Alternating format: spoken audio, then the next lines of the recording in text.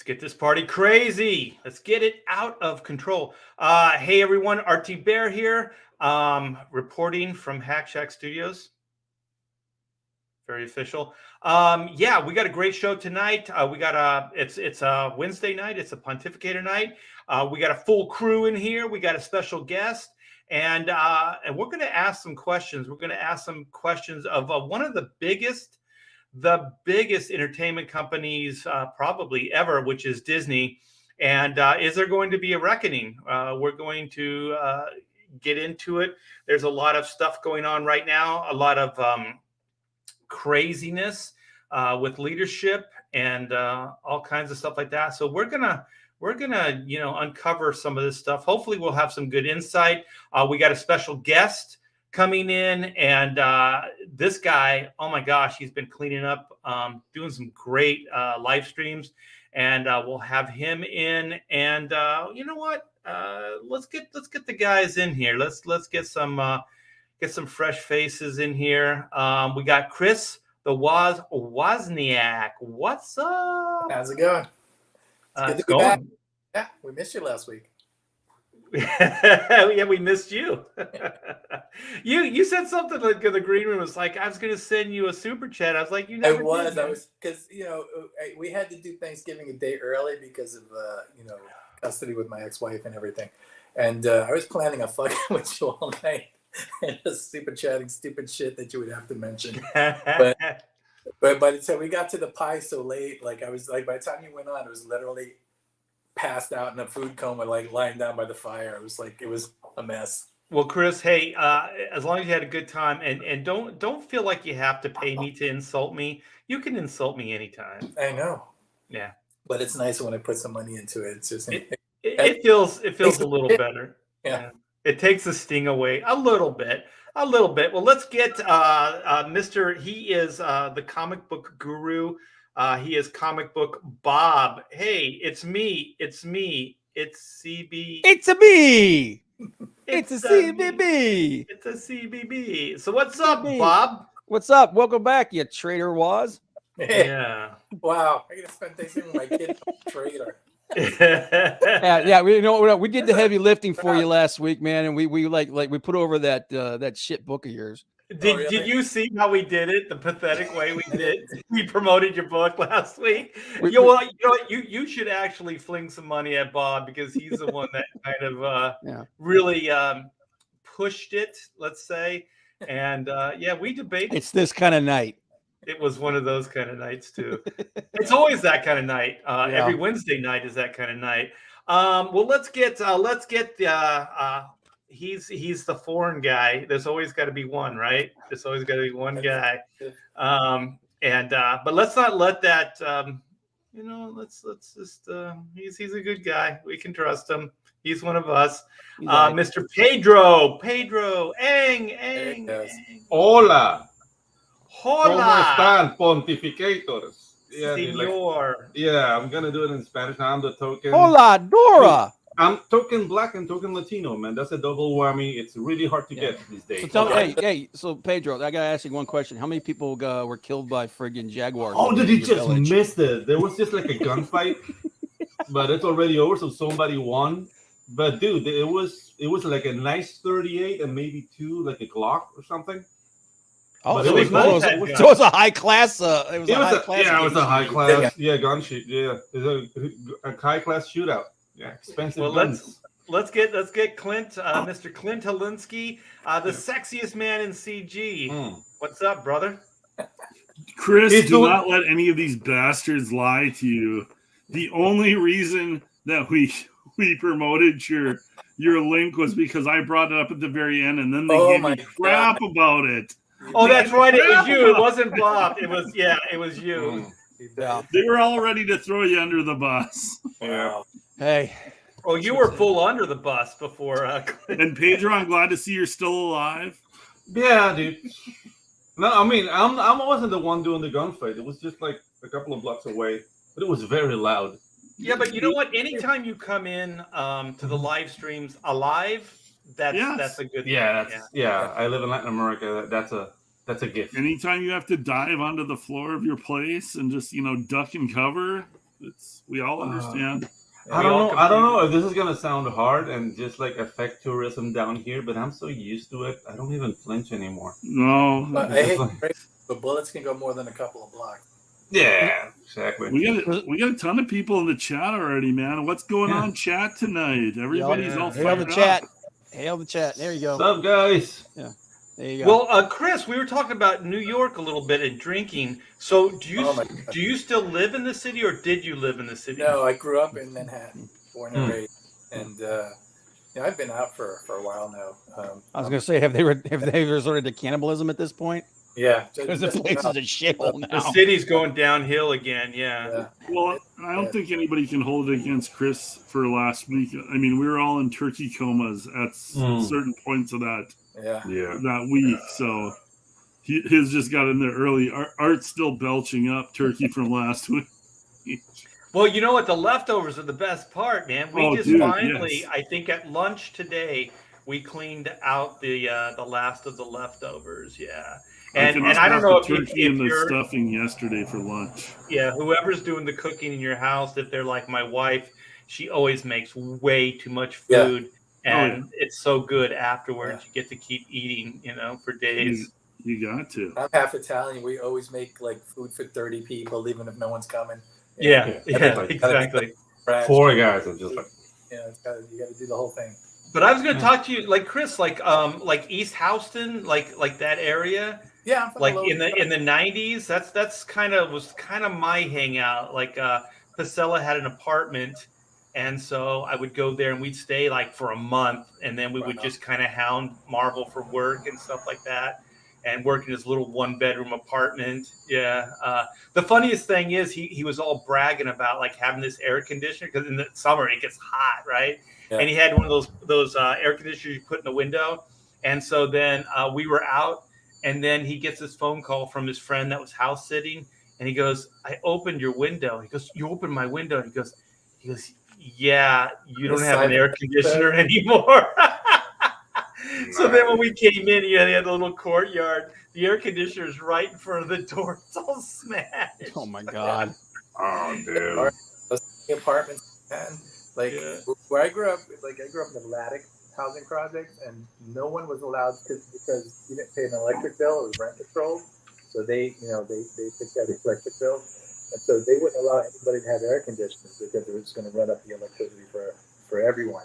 So like what we used to do is you put like one of those box fans in the window and hang a wet towel over it, and that was the air conditioning. Yeah, that was your air conditioning. Yeah. Air conditioners until I think I moved out. In the late 80s or something, it was a long time before they actually let anybody use them.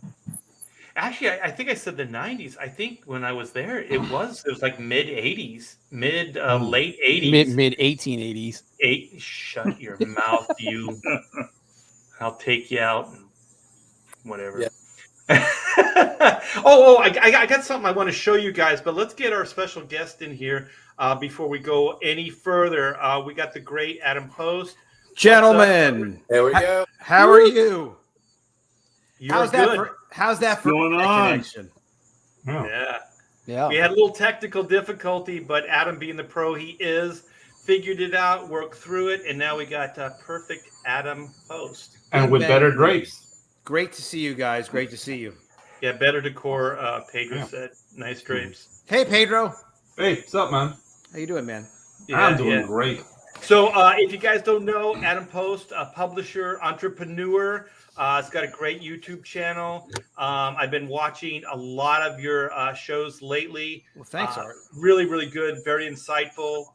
Very, very smart guy. I'm just so happy to know somebody as intelligent as you.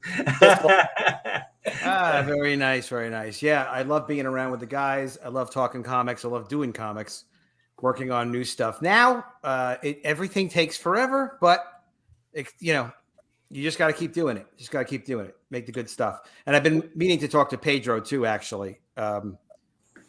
So please do, sir. Yes, sir. Yeah. Look at Pedro; he's all perky. Well, because Pedro and GI Jackrabbits kind of have a feeling like they might go together. Oh yeah. You know what I'm saying? I don't know if you ever seen my J. Jack Rabbit stuff, Pedro. Yes, I have. Oh, I have. Oh, very cool. Very cool. Military rabbits. That's right Yeah. up Pedro's alley right there. Pedro, when Yeah, you get a dude. minute, if you could just message me on Twitter and just say, "Hey, Adam," just so because I think your sure. Twitter name is not your. No, I have a weird like. Yeah, it's teenager. different. So every now and Yeah. then I go looking and I'm like, I can't find Pedro. Yeah, okay. I'll. But I've been working hard on the channel, AdamPostSpeaks.com. Awesome, dude. And I think it's a good experience for all of us who are creators is to you really do want to build your own platform at the same time as relying on your friends and just keep building it. And YouTube is hard, but it's not as hard. Once you get past a certain point, it just gets some momentum behind it.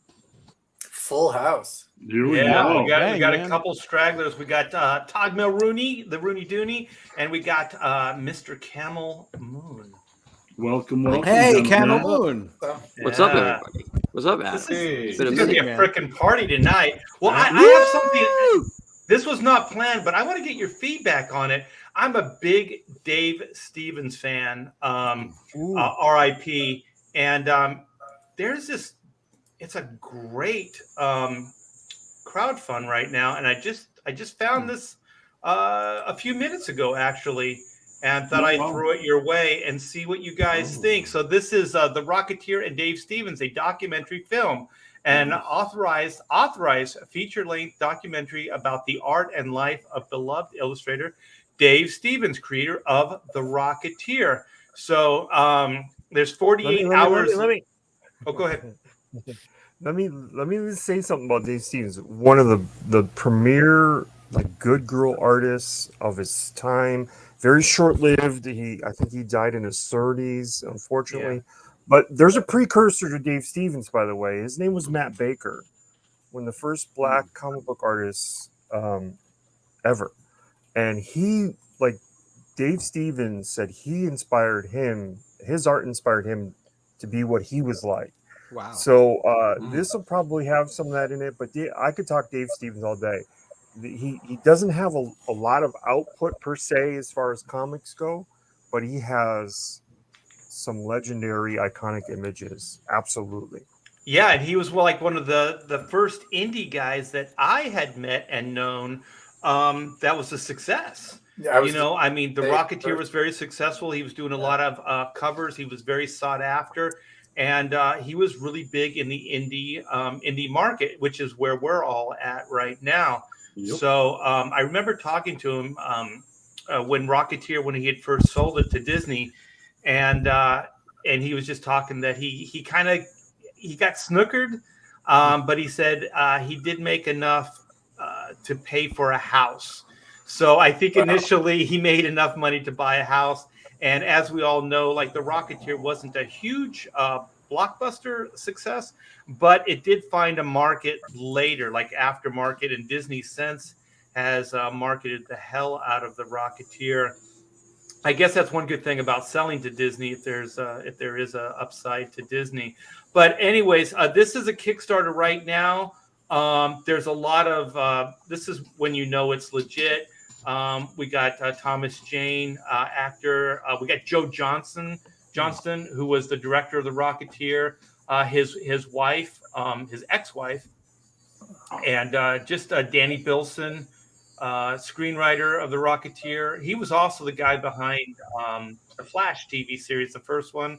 David Mendel and Adam Hughes, just Bruce Timm, just a bunch of great people. Michael Kaluta, Jaime Hernandez, Jeff Darrow, Mark Evanier, David Scroce, Bob Schreck, Scott Dunbier. Yeah, I mean, all these guys are going to have great insight to it.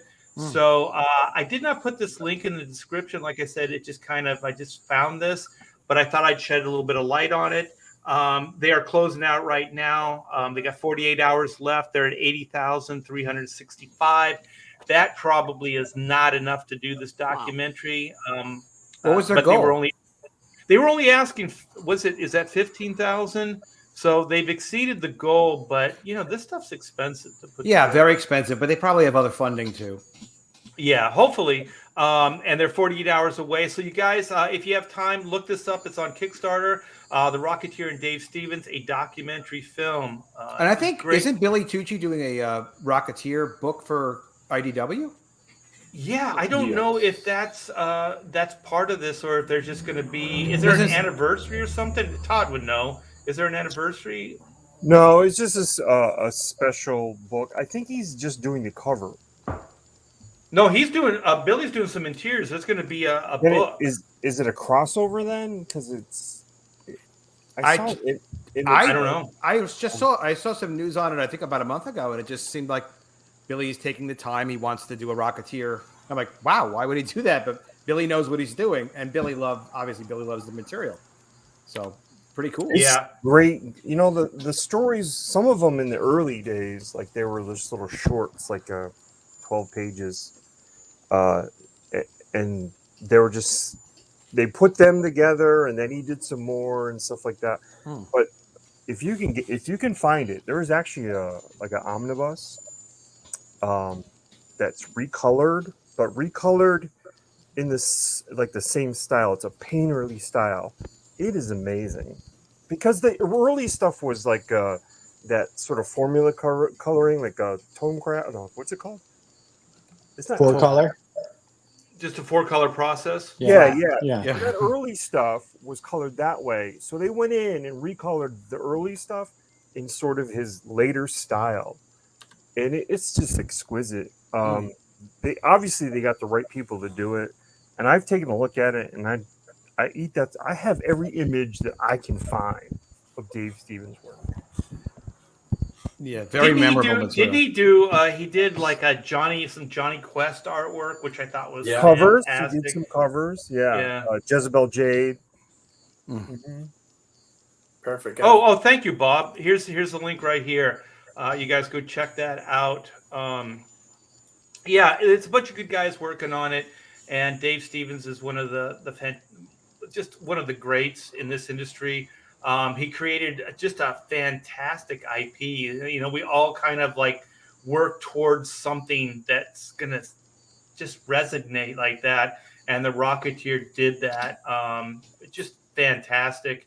How long's he been gone now? Do you know? Oh my God, a long time. I was going to ask when did Rocketeer launch, because it predates like all the indie boom of the early 80s, right? Like with the stuff from First and Pacific and everything. It predates me getting into the industry, so it had to be early mid 80s. I think. Didn't it come out through Pacific? Was it? It did. Yeah. Okay. He's the first guy I think of when the first guy I was aware of that was what you would think of as a successful indie artist. You know, the first guy that like you knew his name, right? But he wasn't like a mainstream guy. You know.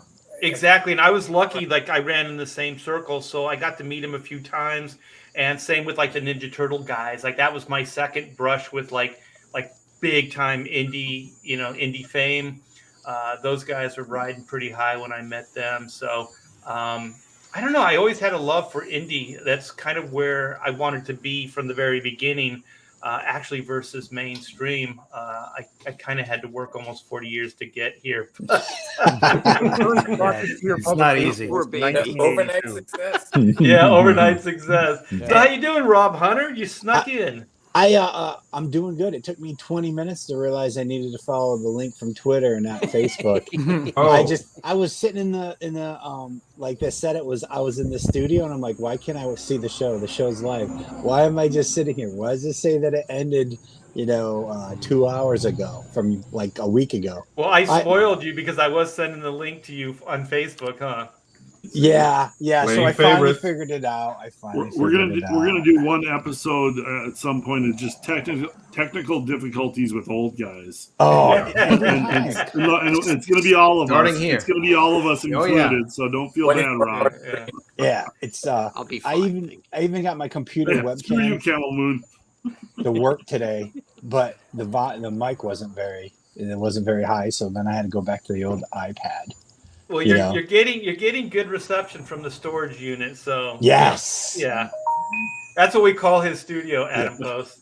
Oh, this isn't even my studio. This literally is. So I feel more connected to the peasants because my house is so large, and this is a storage room because the rest of my rooms are so magnificent and large that I have to. I'm like, I'm gonna have to. Yeah, sure. Otherwise, people are gonna feel weird with a Yeah. 10,000 foot, square foot studio with Very magnanimous 6 of you. assistants. Yeah. I'm trying. I'm trying to be closer to the people. The red curtain is the great equalizer. Exactly. There you go. Yeah, like there's an amazing room behind the red curtain. Exactly. It goes on for it's like a football field. Oh, thank you, Marcus Kilgrew, but I'm not. Like, hey, Pedro is young. I Oh, want to Pedro, throw you look some. young. I want to No. throw some Dave Steven facts at you. Okay. Some of the early stuff was in Mike Grell's Star Slayer. Yeah. Right. It was like a backup feature From Pacific Comics. Yep. Yeah. Mhm. And in the last Rocketeer stuff that was published, I can actually pick out panels and little pieces and background figures drawn by Art Adams. Because he helped him out finishing that second part of that story. That is sort of it's like what the movie comes from, or somewhat what the movie. So comes from. was this a young Art Adams working as his art assistant, basically? No. Okay. This was Art is a eclectic guy who does what he wants to do. Okay. And he, like at the height of his career, he's done things like Gumby and stuff. This was a very already influential Art Adams by the time he helped Dave Steves finish Rocketeer. But no, that can't be true because that stuff was the timeline. I think it was before I broke in. The last stuff was in the 90s. Remember? The last stuff. Yeah. Okay. I thought you were talking about the Pacific. I thought you were talking about the Pacific comic stuff. Hey, real quick, guys. Hey, Rob, your mic is got real bad static on. Oh, okay. Let me unplug it. Yep. Okay. Can you still hear me? Is it better? The static's still there. It might be the mic. Yeah, it might be the mic. Well, it's just the iPad mic. I still have my How about now? No, Move it's your still antenna. bad. Yeah, still it's bad, crackling up. I'm going to leave and come back. Okay. Okay. Real quick, I got Todd. The omnibus you're talking about is the one that IDW put out. Yes, absolutely. Okay, I've got the link to that right here. You can find it on Amazon. You can get it for $87 right now for a hardcover. It's well worth it. There's How many pages? this documentary, 276 by the pages. way. Wow. This documentary, there's a companion book that was published already, and it's sort of a retrospective of his career and includes a lot of unseen stuff. But it's really up there. Well, all that stuff's expensive, but it is worth it. Because But usually it's they're almost 300 oversized pages, too. so. Is it oversized, Todd? The book? Let me see It's here. like 11 by 17 or whatever. Well, all this stuff. Not the is omnibus, rare this new collector book that stuff came at a out. certain point. It's like this stuff 21. doesn't get reprinted. It's like thick, THICC. Mhm. That's what the kids call it. What the fuck? Thick. It just comes out of nowhere. By the way, Dave Stevens even inked people throughout his career. Did a lot of. So he was another guy who. His name being splashed around, and I mean, I remember Rocketeer and everything, but yeah, like what you're saying, he would work with other people and ink stuff and do stuff, and he was just kind of he was like a freelancer, Going around messing up everybody's work with his sloppy inks. Yeah, I wouldn't say spilling ink that. on everything. Yeah, no, he was sought after. I'm sure he his did pencils, everybody's people covers. He would get pencils and he would then get he'd do inks on them. People get to work back and be like, what is this? It's too amazing. It looks like Dave Stevens. Yeah, you get obviously the right inker can do anything to pencils. That's true. What did he pass away from anyway? Leukemia. Oh God, that's a shame. He did a couple of Who's Who characters. Remember the DC's Who's Who? Sure. He did a Catwoman, and it was either Ice or something like that. Fire and Ice from Ice and Fire from the Justice League. Yeah, he did something. Yeah, I remember he was the precursor around before I knew anything about the Rocketeer, and then I learned about the Rocketeer afterwards. And then obviously when the movie came out, everybody knew the Rocketeer, and then Dave Stevens. But like he was an amazing artist, and like Art was saying earlier, like one of the first like name guys that was like a freelance guy before a decade before Teenage Mutant Ninja Turtles. It was kind of a Well, trailblazer in that. not really, because it was 1982 that first stuff was published. Yeah, So I it seems like suppose. it's older, but it's really No, it's about this. the- It's about the same Turtles- time. But the thing is, I never knew anybody that was that big in the indie realm. I mean, that guy was making good money, and he was highly sought after and respected. I mean, there were good independent artists, but they weren't superstars.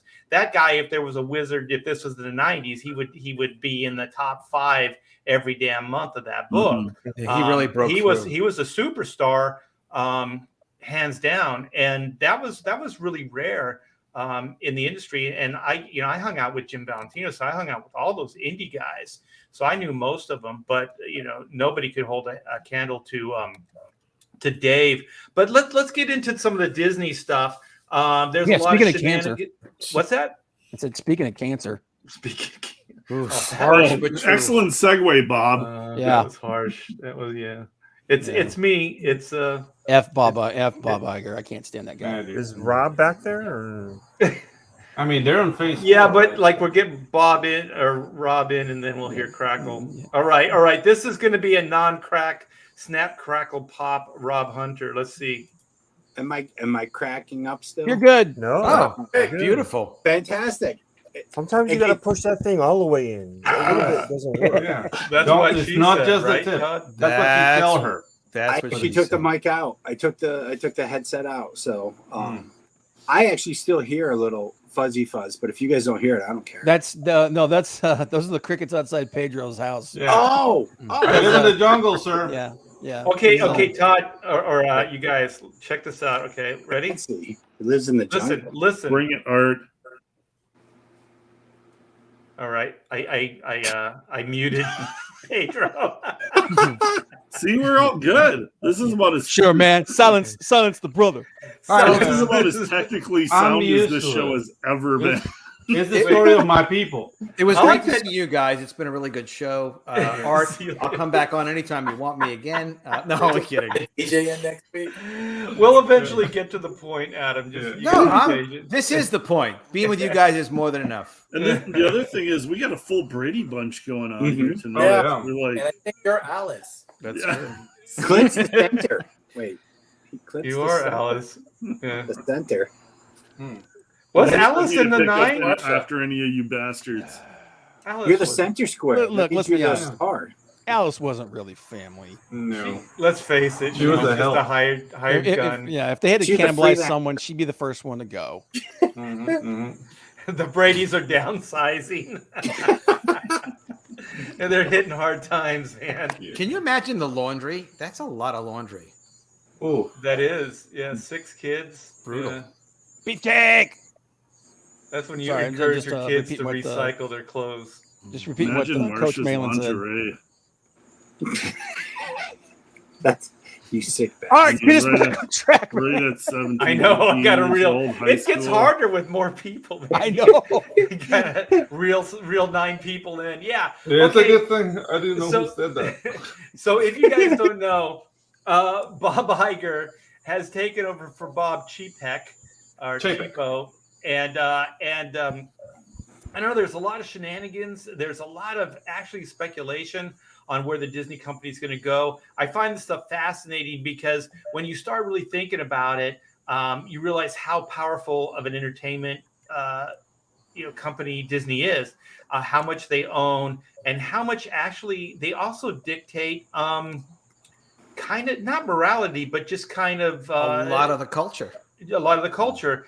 And so right now, I mean, what fascinates, I think, most of us is just the woke agenda. And I think a lot of this stuff you can trace back to Bob Iger. So I find it very, very fascinating that Disney is in a pinch and then they bring back Iger. So I think that's really weird. Like he's the alpha and the omega. Like he's the guy that kind of built it up, then destroyed it, and I guess he's going to be the savior again. And what really upsets me the most is like some of Savior. these Disney YouTubers that are like, Bob Iger's back, and they applaud it, and I'm like, no, he's the guy that causes all the trouble. It wasn't Bob Chapek. He kind of was the guy that had to make things work after that other guy screwed it up. So I kind of want to give people like a little bit, like anybody who's listening that doesn't know, like give them a little bit of footing on kind of where we're going to go. It's just going to be kind of like the overall reckoning of Disney, kind of where they're going, what they've done, and just kind of, I don't know, just kind of get into the meat and potatoes of what the company is now. And like, for me, the biggest thing is there's a major betrayal. There's a betrayal in the market. And there's what Disney brand, what most people, most Americans, and even the world think of the Disney name and the brand and what they're doing right now with it. And it's completely different. And for me, that's the thing is like they're trying to change the culture. They're injecting all kinds of like wokeism, woke ideas, SJW, type of things, gay characters and stuff, and not inherently that any of this stuff is bad. But the reason I say betrayal is because they're not upfront with it. Like if they were more upfront and they said, this is, a gay tale for the decade, or this is whatever. This is a true love story. Like they used to, like Zorro, right? Zorro used to be the gay Blade, didn't he? Awesome. Yeah, movie. but they were totally upfront with it. Upfront about it. Nothing wrong. Yeah. with it. Yeah, be Zorro the totally Gay Blade. upfront with it and say what it is. But they're kind of sliding it in and sliding. They're kind of backdooring it. So where does this gay blade slide in, Art? It's like they're reaching around the culture. Can you draw us a picture? No, Just handling the culture. Well, that's Iger. Iger was extremely smooth and a good salesman who could sneak things by. Chapek is not that kind of guy. And that ultimately caused multiple problems business-wise for Disney, which for me is a fascination because I've always been interested in some of the business and the finance stuff, but also, of course, the comics and the entertainment and the franchises. And the difference between Chapek and Iger in terms of their demeanor and their ability to persuade people, for me, is a very big deal. From a business standpoint, I much prefer Iger's ability to like confuse and inspire people as a smoothie, like a used car. Yeah. If you want someone to sell cars for you, you would want Bob Iger because he could sell ice to Eskimos. Yes. But he's smarmy as shit. It's the problem I have with him. He's smarmy, but he's incredibly sneaky, and he knows how to support the people that are doing bad things. At this point, though, is he really sneaking, though? I mean, you heard that interview that he gave, right? Yeah. That's the most milquetoast bullshit. Well, everything that he said, where he said like, oh, we're going to continue to support inclusive characters like we've done for 100 years, which is what Chapek tried to say. Essentially, he said it slightly more smoothly. Chapek has a way of Bob Iger rather has a way of telling people what they want to hear, and not being upfront, as Art was saying. I think we do have a major problem, though, and Art was talking about them trying to change the culture. They've already changed the culture. Yeah. And the big problem we have is, just like they've redefined what it is to be a man, what it is to be a woman, what the word racist means, and so on, they've taken superheroes away from the superheroes. They've redefined what a superhero is now through all of their influence through Marvel. And we don't make heroes without heroes going on heroes' journeys. That story of Western culture.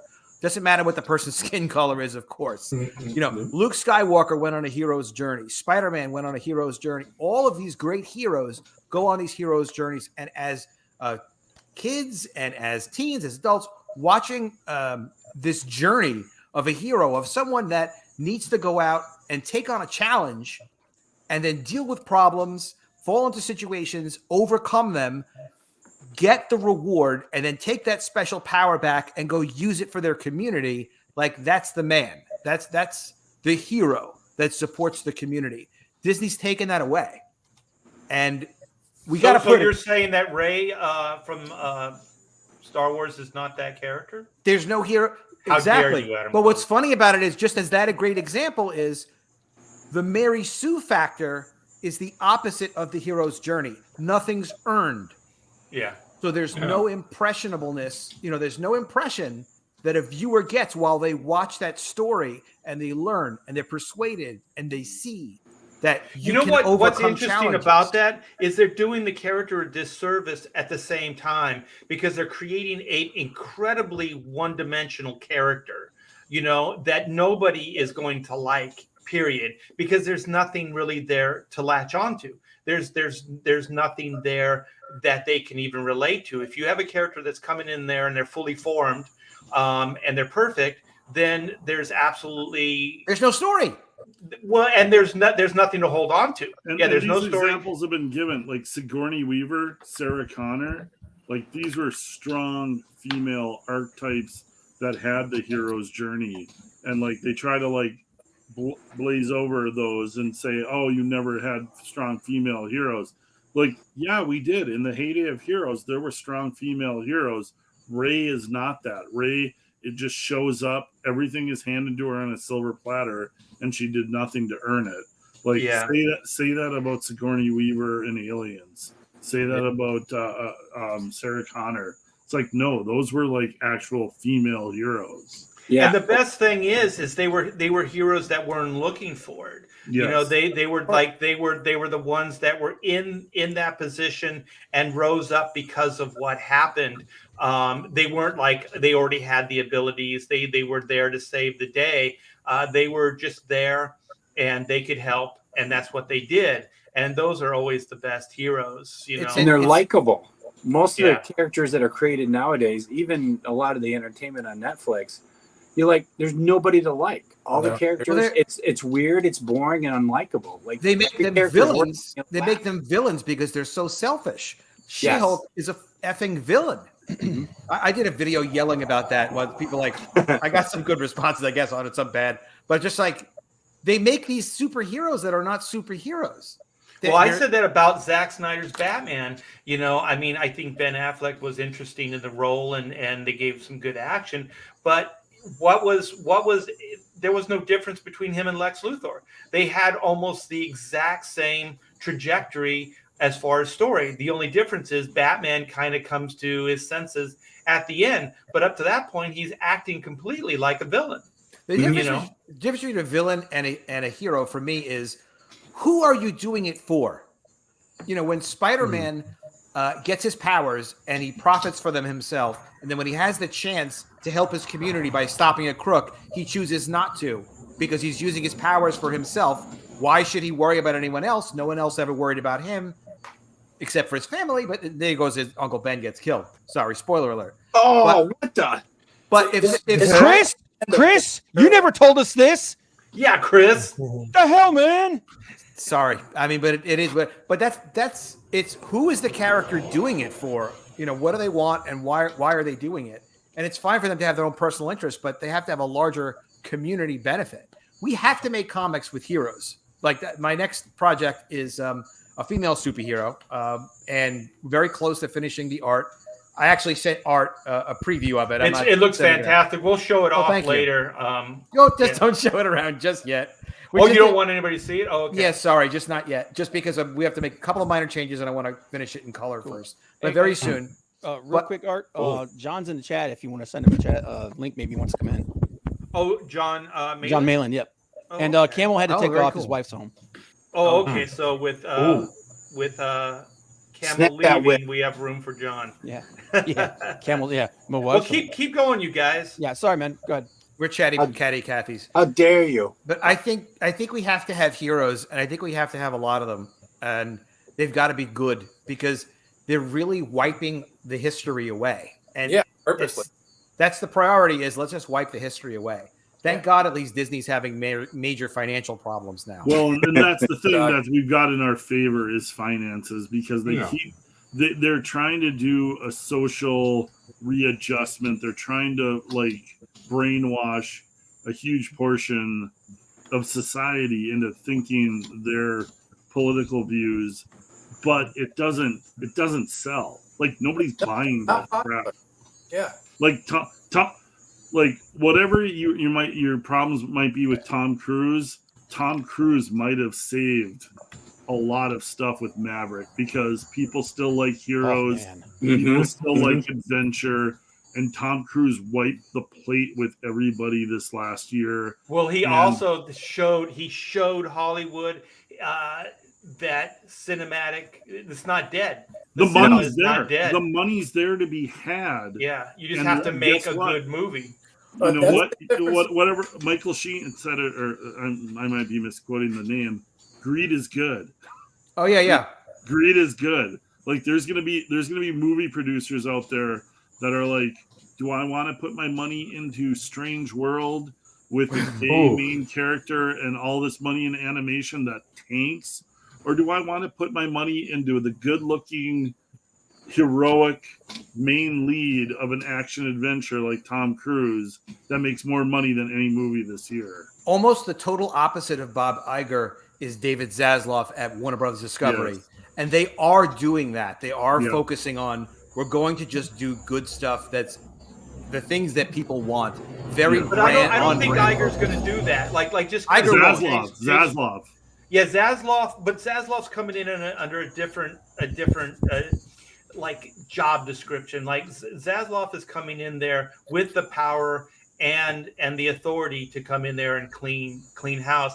Like Iger is in a different position. Like Iger really is coming in there just to be a face and just to try to bring up consumer confidence again and the stockholders. That's all the fuck he's there for.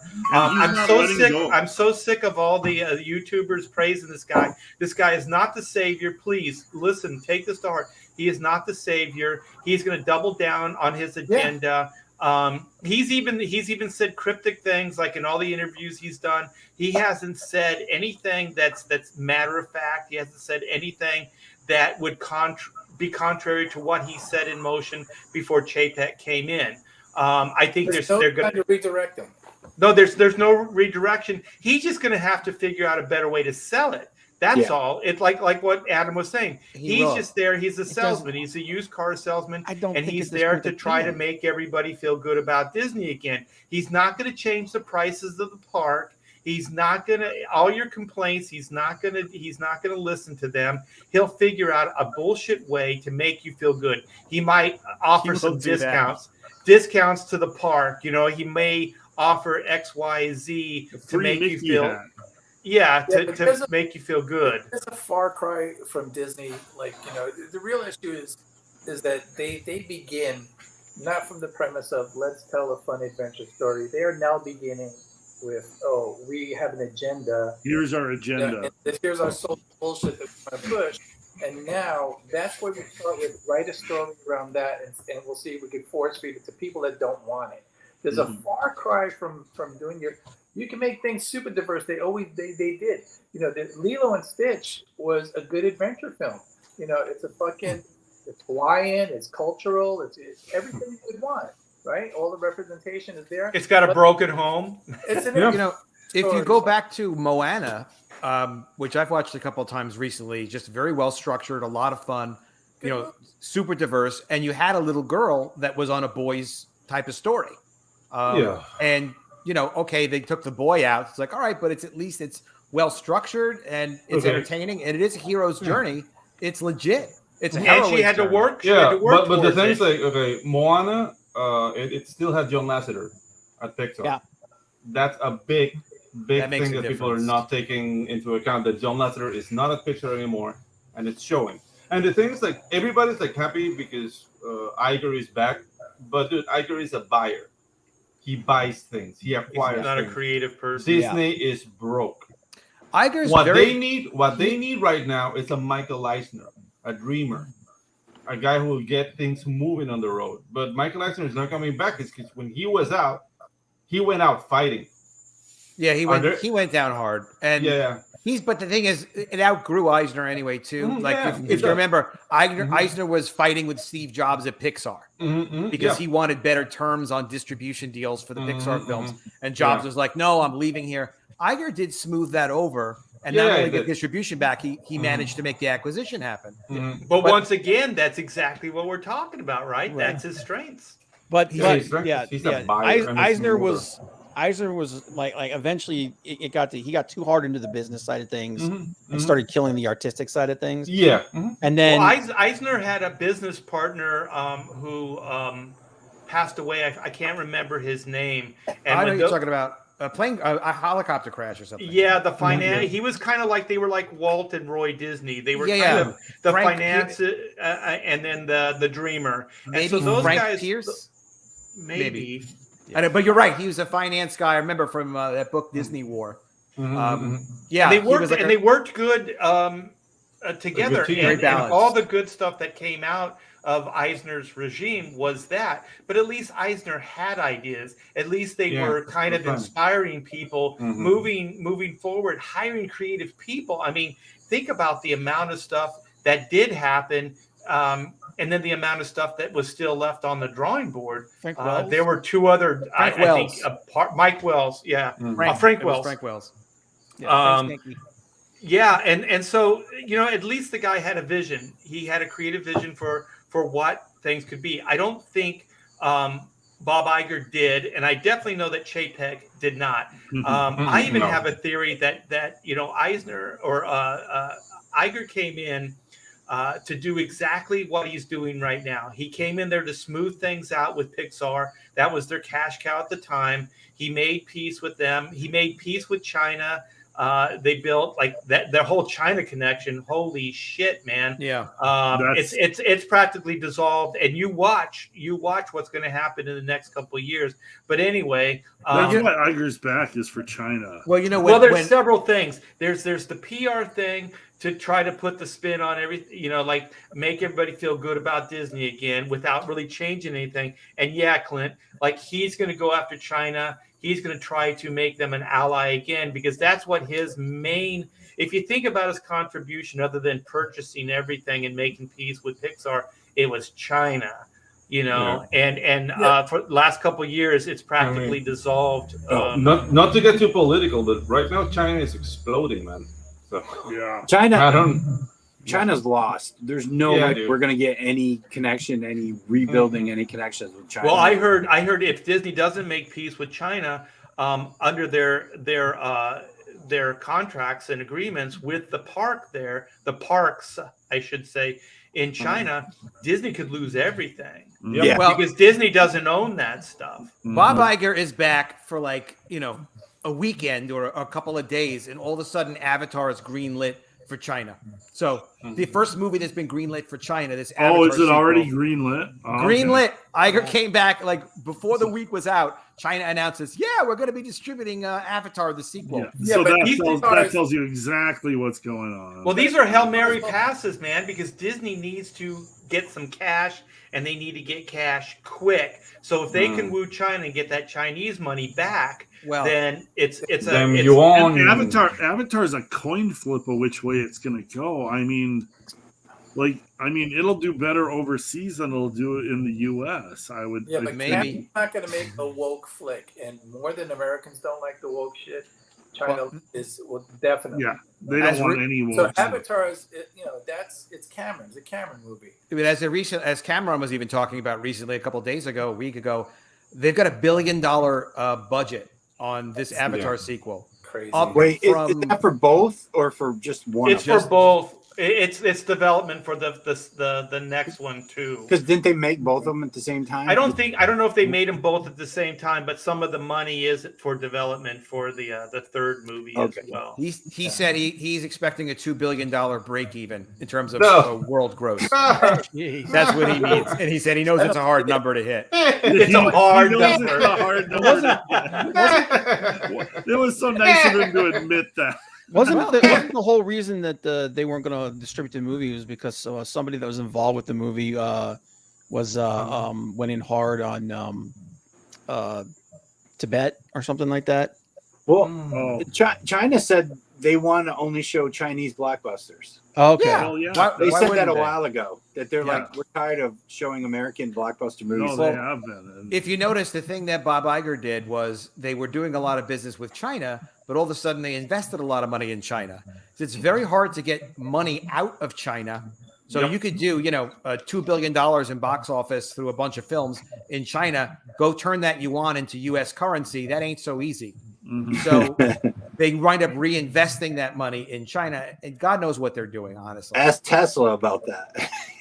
Big Tesla factory. Yeah, dude.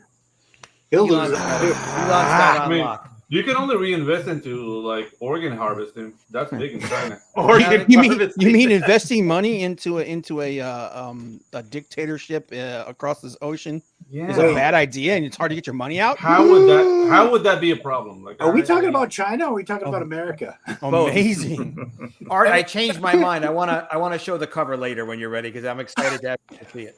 Okay, yeah, no problem. We You know kind of what? do a round robin. We all have Stuff plug we're talking time, about. so we all Honestly, get to plug our I don't projects. give a shit if that movie bombs, because James Cameron, that statement James Cameron made today about how testosterone needs to be weeded out.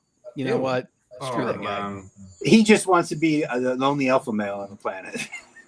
He's not an alpha male. If he's an alpha he- male, we're all in trouble, dude. Oh, he bosses all of his actors around like to the Sleeps with all of his nth actors degree. Yeah. too. Go Yeah. for it. Yeah, they'll shoot the same scene 50 times if he wants it. So Well, I'm just Wow. going to say there's no way that Avatar movie is going to make that It's money not. back. No, I'm just saying right it's now. gonna tank. It's It's not gonna going to tank happen. bad. It's I'm gonna looking go forward to it. No, here's the thing. It may be a good movie, but in the current climate of Hollywood, with Hollywood Yeah. basically burning, Yeah. it is not going There's- to get anywhere near There's that no much way money. it's gonna make. It's barely. It'll be lucky to Black make what Panther- a Marvel movie makes. But And Black that'll be Panther, a with all the bomb. backing and stuff that it has had, it is struggling. It's not going to make $1 billion. Wakanda forever. Yeah. forever. Yeah. They need 800 Wakanda. million to break even on that. And Really? Wakanda fever. What's it at? What kind of? I think it's going to 6.5. it'll make a modest profit, but it's not going to be $1 billion movie. No. No. all because they wouldn't recast T'Challa, although I like to Even call though it his T'Challa. dad said that he would want him to. Yeah, Yeah, Wow, that was a that's okay. mistake. But can't have a hero. Just like the first movie, more Black Panther, less Wakanda is what I was hoping for, and we got more. I don't know. I went to see Black Panther 1. I wasn't that excited. No, it was okay. Oh, Yeah, yeah, it was okay. But I saw that movie. No, but too. the thing is, I went with friends and they were staring at me. Yeah. How do you feel about Black Panther? No, tell us how we should feel about this. Tell us what Yeah. we should say. You're our only black I friend. don't know. It's Well, Disney had already made that movie. It was called The Lion King. So The Lion King. Yeah. Pretty much. Wasn't there a lot of Star Wars elements in that too? Did you think? Yeah. Didn't it kind of look like Yeah. a little bit like Black Star Wars, kind of like? Black Oh. Star Wars. Like I would make that movie. You know what? I don't make mean that I don't movie. mean it in a bad way. Just like I wonder why that movie didn't do better in China. Dude, could you imagine Black Star Wars? You get No. you get like If Disney wanted to make some real money, they should just make a Black Star Wars. It'll go over really, really big in China. Can't they just reissue Oh, that? dude. I like that Funk scene from music. Spaceballs. We ain't found Yeah, dude. shit. We ain't found shit. Did you find them droids yet? The force is strong in this one. Stay put, motherfucker. Job, sucker. Oh Did you my guys hear about the Uh-oh. Cocaine Bear movie? Oh shit! Who was it? It was Clint I'm that I saw disappointed. that trailer. I'm disappointed. wasting my time not working on stupid stuff like this because I I really am think all stupid about ideas. Dude, Cocaine have you Bear. watched the trailer? We should watch I the saw trailer. a couple seconds of it because it was on something else. Oh, and we like, should watch the looks trailer. It's so so good. awesome. wild Yeah. bear eating cocaine. Like, all right, that's a great idea. That bear is eating blocks of cocaine. It's so awesome. Dude, but, This is I mean, where I heard woke people. This is Yeah. where woke people can learn their lesson, because you know who the director of this movie is? Cool. Elizabeth Banks, Yeah. Oh, she's who back. directed the Charlie's Angels movie and that totally alienated the male audience. Yeah. Elizabeth Banks, I think, learned her lesson. She's Yeah. the director of Cocaine Bear, and it looks freaking Freaking awesome. Yeah. wow. Just support with the one guy's like a bear ate the freaking cocaine. A bear ate the freaking cocaine. The dude over the dude's like closes the door. He's like, yeah, we need to leave. I thought I'm just a sucker for the really stupid jokes. It's like, they're climbing the tree. And it's like, yeah, bears can climb trees. And the guy's like, bears can climb trees. And then they showed that cocained up bear, like, well, he's just like running up. And then later in the guy, because he slapped his chest, he had cocaine on because the bear. Later on, he's sniffing. He's like, got his leg, just his leg, not the rest of the torso, and he's sniffing cocaine up. Let's make some money right now. Cocaine shark, who's in? Yeah. Oh my god, dude! No. You know what? No. Because it's in the water. Because it's in the water. Heroin shark. Cocaine Bambi. Cocaine. I want to see Bambi cannibalizing freaking people. Yeah. Cocaine dinosaur. It works with everything. There's just a bunch of needles floating in the ocean, and they get stuck in one shark. One shark. I know a guy that was working on a comic book called Meth Gator. Meth Gator. Yeah. It's gonna make more money than Avatar too.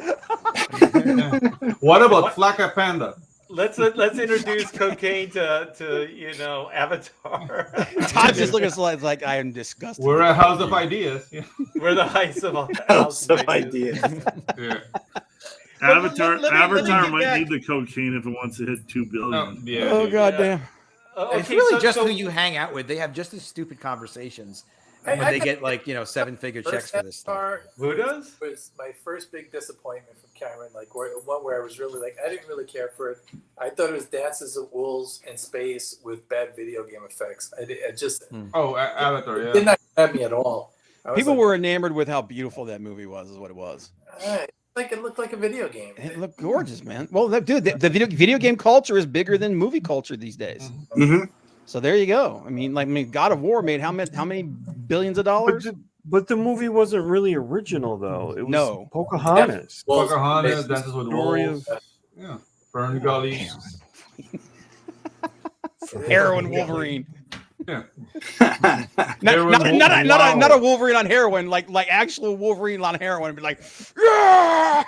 There's a couple things that I always wanted. I always wanted James Cameron to make a really immersive sci-fi film, kind of like Dune or something like that. Something that's epic. And then it's like for Disney, I always wanted Disney to I want a Disney version of Frankenstein. I just have this idea that an animated Frankenstein would work better than a live action, because you could suspend the disbelief a little bit better. Yeah. And then with Disney, with their level of animation, I always thought that would be good. So there's always been things that I've always hoped for. And then when I see Jim or James Carrey do the Titanic, or he does Avatar, I always just what a waste of talent. You know what I mean? That guy could make some really cool shit, and he's the Titanic. We already know how that movie ends, you buffoon. I want to see Disney do a Junji Ito movie. A what? A Junji Ito? Junji Ito movie. Yeah, he's a Japanese manga artist. He's the most disturbed. There was one time that Cameron had. He had Battle Angel Alita. I think he was an executive producer on the movie, but it wasn't. It was Rodriguez that directed that. Yeah, he tapped him to direct it. Robert Rodriguez. Yeah. But I would have liked to see a full-on, James Cameron production of that movie. I thought it would be pretty badass. Wasn't Cameron attached to Spider-Man for a little bit? I was just going to say that the treatment for that is written extremely well. I remember reading that in the day. He was a fantastic scriptwriter. If you've ever read any of his actual screenplays, Cameron is fucking on point. Maybe not now, but in his younger days. Just read his script for fucking Terminator 2. Everything that you see on screen is completely fucking visualized in that script. Every minute fucking tiny iota of it, it's there.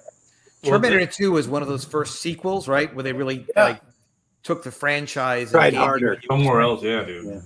Yeah, he had done that with Alien. Aliens, so he was able to plus, an existing idea. Terminator just happened to have been his idea. Yeah, dude, as much as I love Terminator 1, Terminator 2 just elevated the whole genre. Not only the the franchise, Well, but it the up the whole stakes of genre. it. It up the Yeah, stakes of it. It wasn't Well, like, you know.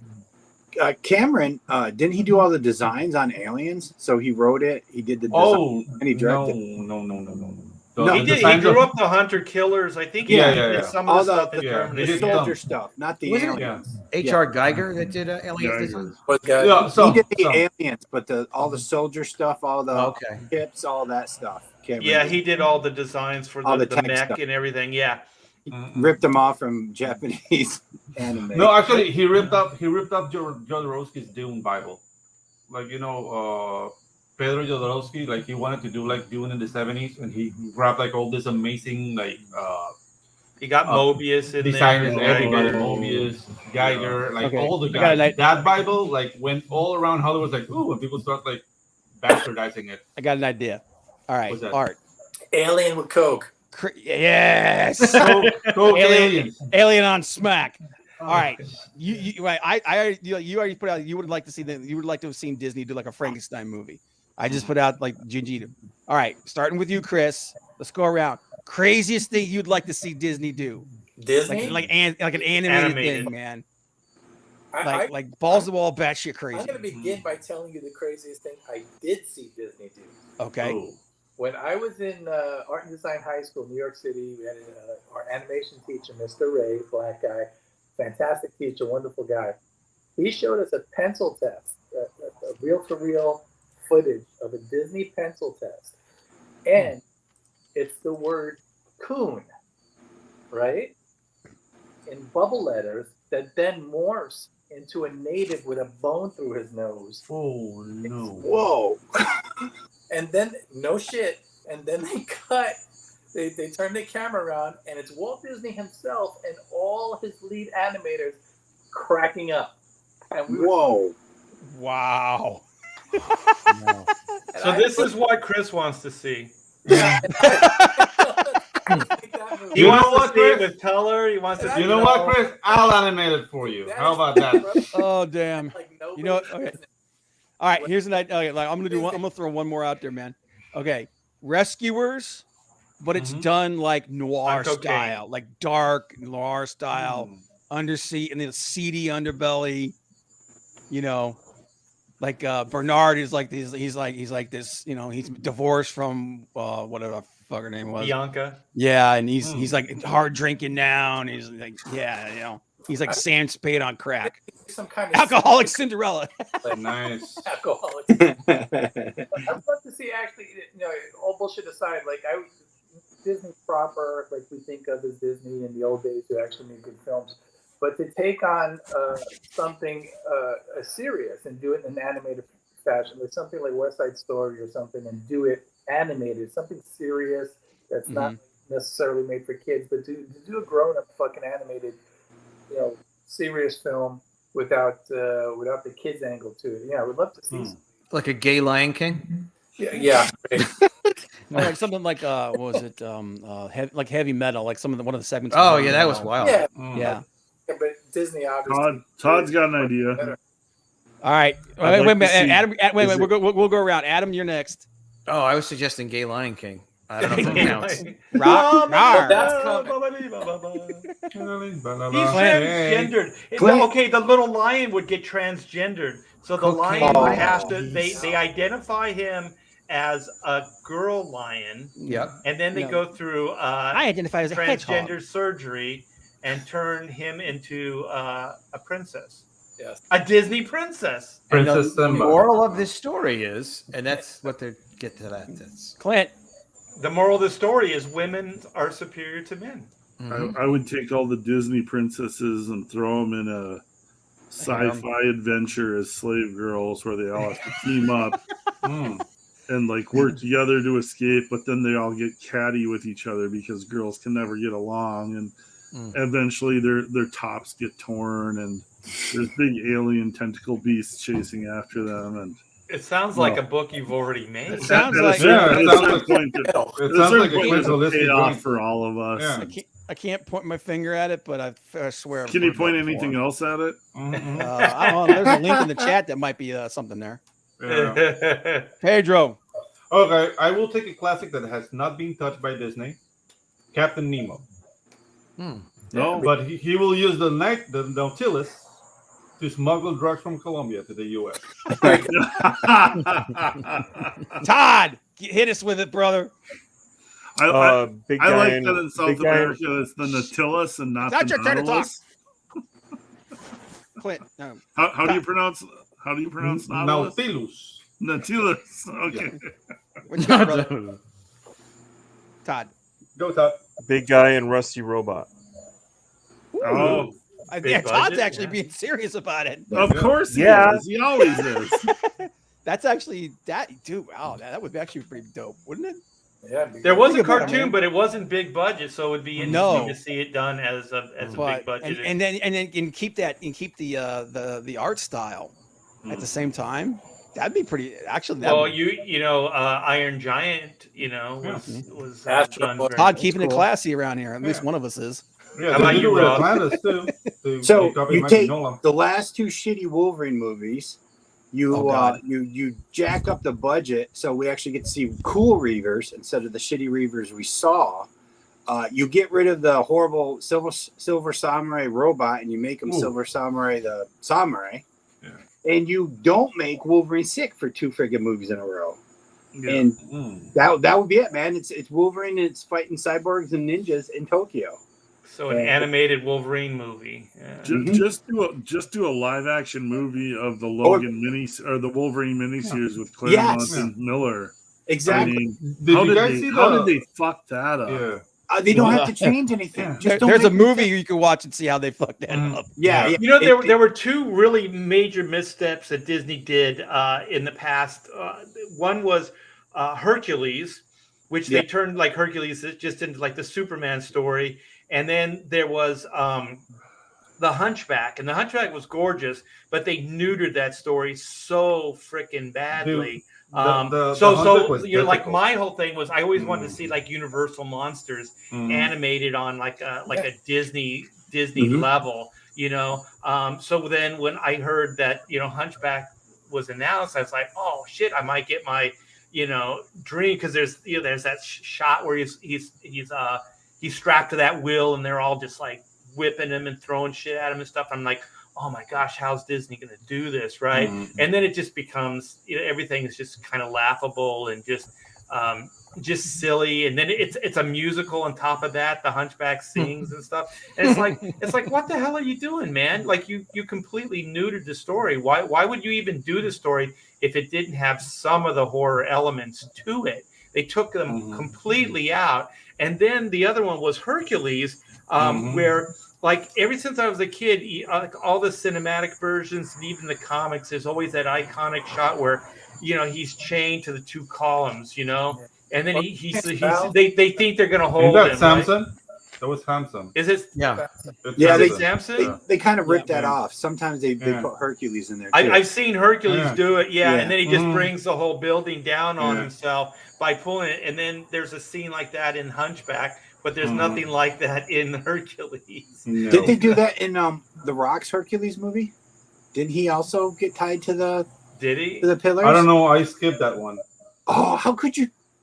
I couldn't see the Rock as Hercules. Dare you? It's too Hawaiian. I didn't see it. You just made an enemy out of Rob. Yeah. Oh, a lot of haters in this group. A lot of racist haters. You want to hear? You know the thing that's really sad about this, man, is that all the stuff we just came up with is even the dumb shit is still 1,000 times better than Strange World. Yeah. Wow, that would be okay. Wait. Okay, I get some confirmation from Dinky Frankie. Yeah. Wow, that would be cool. A Disney Universal monster type cartoon. Hell yeah, brother. I think it would be awesome. I'd like to just see.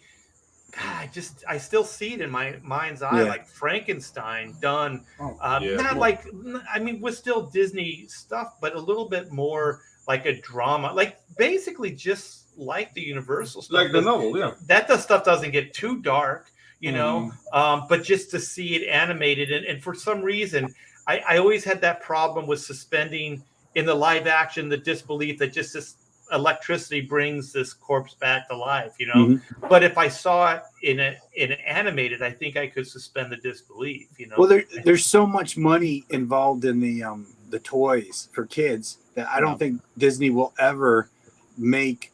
I mean, the adult toys would have to go so huge with the statues and things like that toy market, for Disney to actually make like a PG-13 or a rated R. Yeah, but could you? No, they wouldn't do that. But could you imagine the marketing Disney behind Frankenstein? I mean, well, look like night. Good. Reruns. When we were little kids, we were 10 fucking years old, 9, 8, and we saw all those Universal monster flicks and reruns, and all the fucking kids loved those things. Remember the Aurora models and everything that we all fucking went. They didn't neuter those movies, and kids just watched them. They were like, these are fucking amazing. I wouldn't miss any of them. Like anytime that those were on, it was a big deal. Everybody stayed home. It was fucking pre-videotape and everything. And nobody ever missed. Little kids never missed those fucking movies. No, the Invisible Man. Even know about that stuff. Well, he's my least favorite, but yeah. But there's no toys of that stuff. They didn't. They probably look at that as well. There's no models for all the Universal monsters, like Aurora did models. There were action figures. Not a tremendous amount, but there were toys and shit. Halloween costumes were super popular of those Universal monsters. Ben Cooper costumes, things like that. I think you know how all that stuff came around. How all that stuff came around is the Aurora Model Company.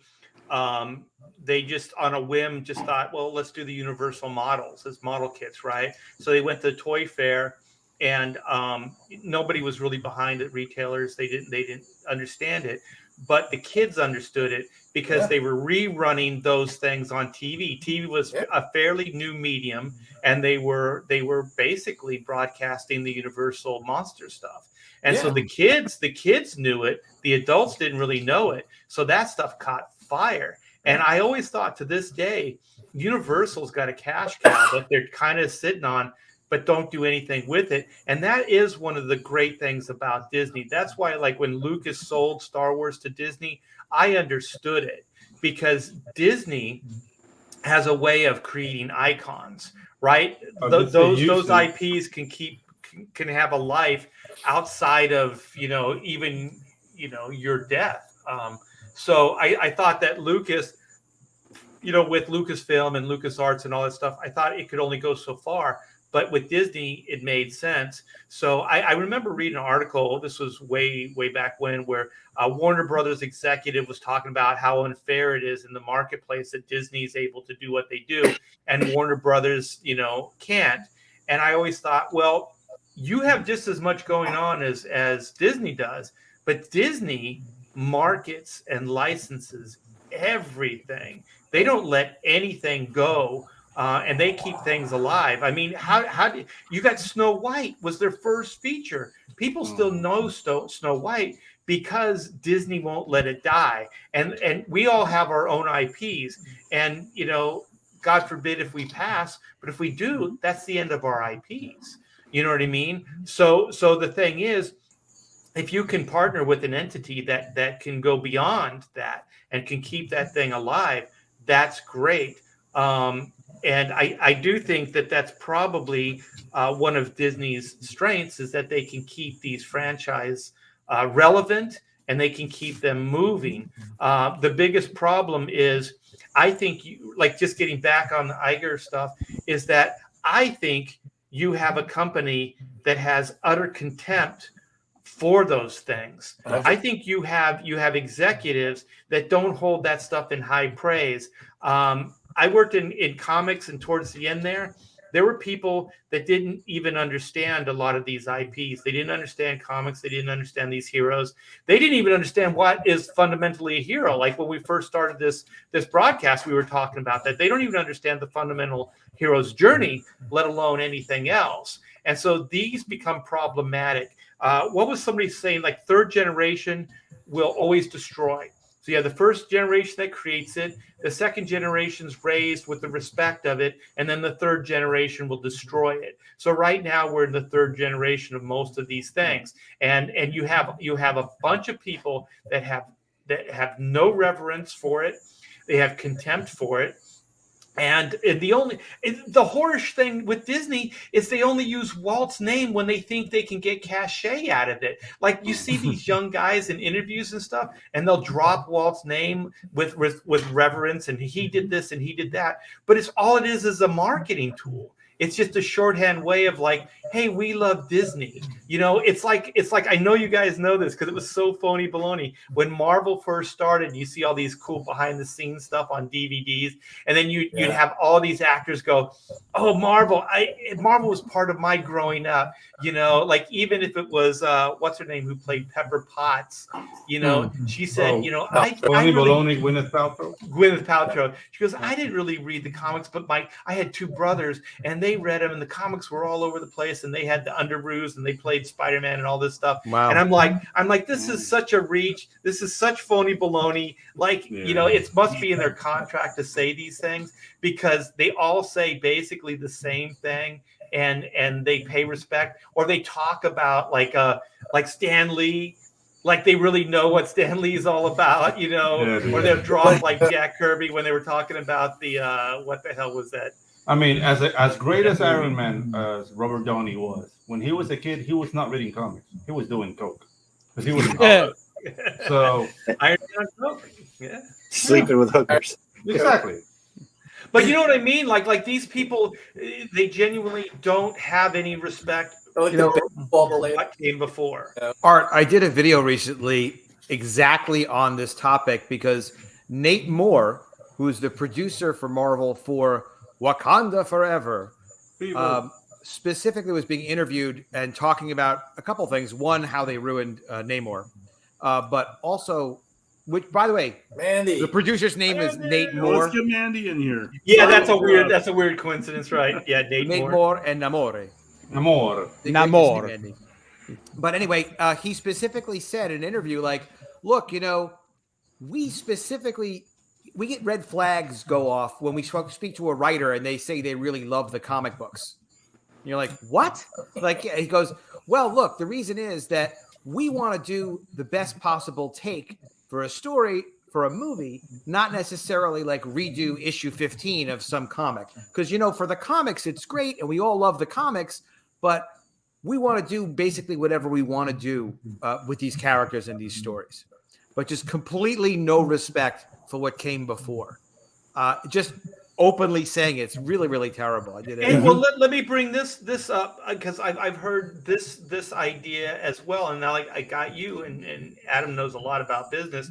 Is that if they can change the character fundamentally from the original character. So, like I heard, one of the things that Star Wars was doing is they were kind of rebranding the characters, and the reason they didn't want to do too much of like Luke, you know, Han and Leia is because George still owned somewhat of control of it and money. Like he would get a lion's share of the money, and that they wanted not to use those characters, and even the characters that they did use, they changed. So even something like 3PO, they gave him a red arm or a red leg, and just by changing that or the Millennium Falcon slightly, then it's kind of like they can claim that as their version. This is the Disney version of these things. And so I just think like Disney is such a greedy corporation. Even though they own these things, they still have the contempt for them. Like just using the Disney thing still, or the Star Wars. Why in the hell wouldn't you have put those three main actors, Han, Leia, and Luke, in a scene together in the fucking Millennium Falcon? Burn down the past, get rid of the past as quick as you can. Right. They just want. Yeah, because I mean, the theory is that they would have had to, you know, market it, merchandise it, and then a lot of that money goes to George. Well, there's like Marvel is an entity. They are owned by Disney, but they're still kind of separate. So do you think Disney's trying to rebrand these characters to the point like that they own like Iron Man, they own Riri now, they own Namor, they own the new Black Panther, they own these things. Namor is even complicated. They don't even have the full rights of Namor because it's still tied up with Universal. They're not that. I've heard that, and it depends, I'm sure, on the characters and the deals and the situations. But for example, everything with respect to Marvel, they just really don't pay well for any of the comic creators. You've heard it like again and again and again. Yeah. The woman who created, the writer who created the mother, Yelena something, is the character of Black Widow, was paid like maybe $2,000 that she had to split with the artist when they completely like just took all of her creation and incorporated. Now it's work for hire, and usually contracts do have equations of what you would get paid in case your characters turned out to be something else. But there's lots of ways of skirting around that, and individual creators usually get the bad end of the stick on that. Disney also does really odd things, like they weren't paying royalties to the Star Wars novelists. I remember that. Just things that like, what do you care? It's like, the guy was like 50 grand or something like that to this guy. Just give him his freaking couple of pennies. It's not a big deal. Yeah. No. For him, to us, it's real money. To them, it's like, what are you doing? Well, Marvel's agreements aren't even, they're not called royalties, they're incentives. Right. So their back end is called an incentive. Mm-hmm. So, which means legally, they can give it to you or not. It's kind of like, what do they call those bonus? Like a performance bonus. Like a performance bonus. And you might be kind of what it is. You might be legally entitled to it, but with a royalty, it implies that you have some ownership. No, but in a Marvel contract, they literally refer to it as a gift. Oh, okay. I haven't actually seen it. Yeah. There's no legal recourse, and also the thing is, even if you did, you can't afford the lawyer, like the representation, and just the problems with like taking the company that you need to make a living, taking them to court and stuff like that. Could you imagine trying to sue Warner Brothers or DC Comics? Well, remember, you would Marv never work Wolfman, again. Yeah. Remember, Marv Wolfman was trying to get paid for Blade because they made Blade. He created Blade even before it was published in comics. He had it published somewhere else. But to my remembrance of it was Marv Wolfman took his character because he put his character into a Marvel publication, and his contract was all work for hire. Even though he created Blade and published it separately, he unfortunately was seen that he contributed the character to Marvel. So he didn't wind up getting compensated properly. But you remember, it was like Eric Larson when Image first launched, that Eric threw Savage Dragon in like the background in some Marvel book. So Marvel tried to claim ownership of Savage Dragon. Pricks. Dude, just like in War Games. I'm going to be the last one to defend Eric Larson, though. It's rough. It's rough. Okay, so Randy Howe says, Art, another issue is that J.J. Abrams got a cut of all the new characters from The Force Awakens, so you will love Rey. You will love Rey. Get those toys, pillowcases, the sheets. Yeah, and the thing is, it's like, yeah, I understand some of it. A lot of it's probably just ego, but it's kind of like back what you were saying, Adam. Like, to pay out to these guys is so little. Like their budget for what do they call those, craft services is probably higher. Oh, it's much higher than these royalties that they would pay out to the creators. Craft services is just like if you're working on a set, like free food. Yeah, it's the food that they feed the cast and crew with. But the thing is, it's like, I remember I was talking to Bob Layton, and because Ant-Man, all that, a lot of that stuff, Demon in a Bottle, all that, he contributed quite a bit to Marvel Comics in the day. And I was talking to him about this at a convention, and I was saying, so what's the compensation with Marvel? He goes, it's a buyout contract, and he goes, but the cool thing is I get to attend the red carpet. And I was like, Jesus. So it was like tens of thousands of dollars that they were gonna buy him out, and then they kind of schmoozed him with like the Hollywood, like, oh, you can be seen with the stars and stuff like that. And I heard that like even Starlin, there was some shenanigans, but Starlin is not Bob Layton, and actually took them to court.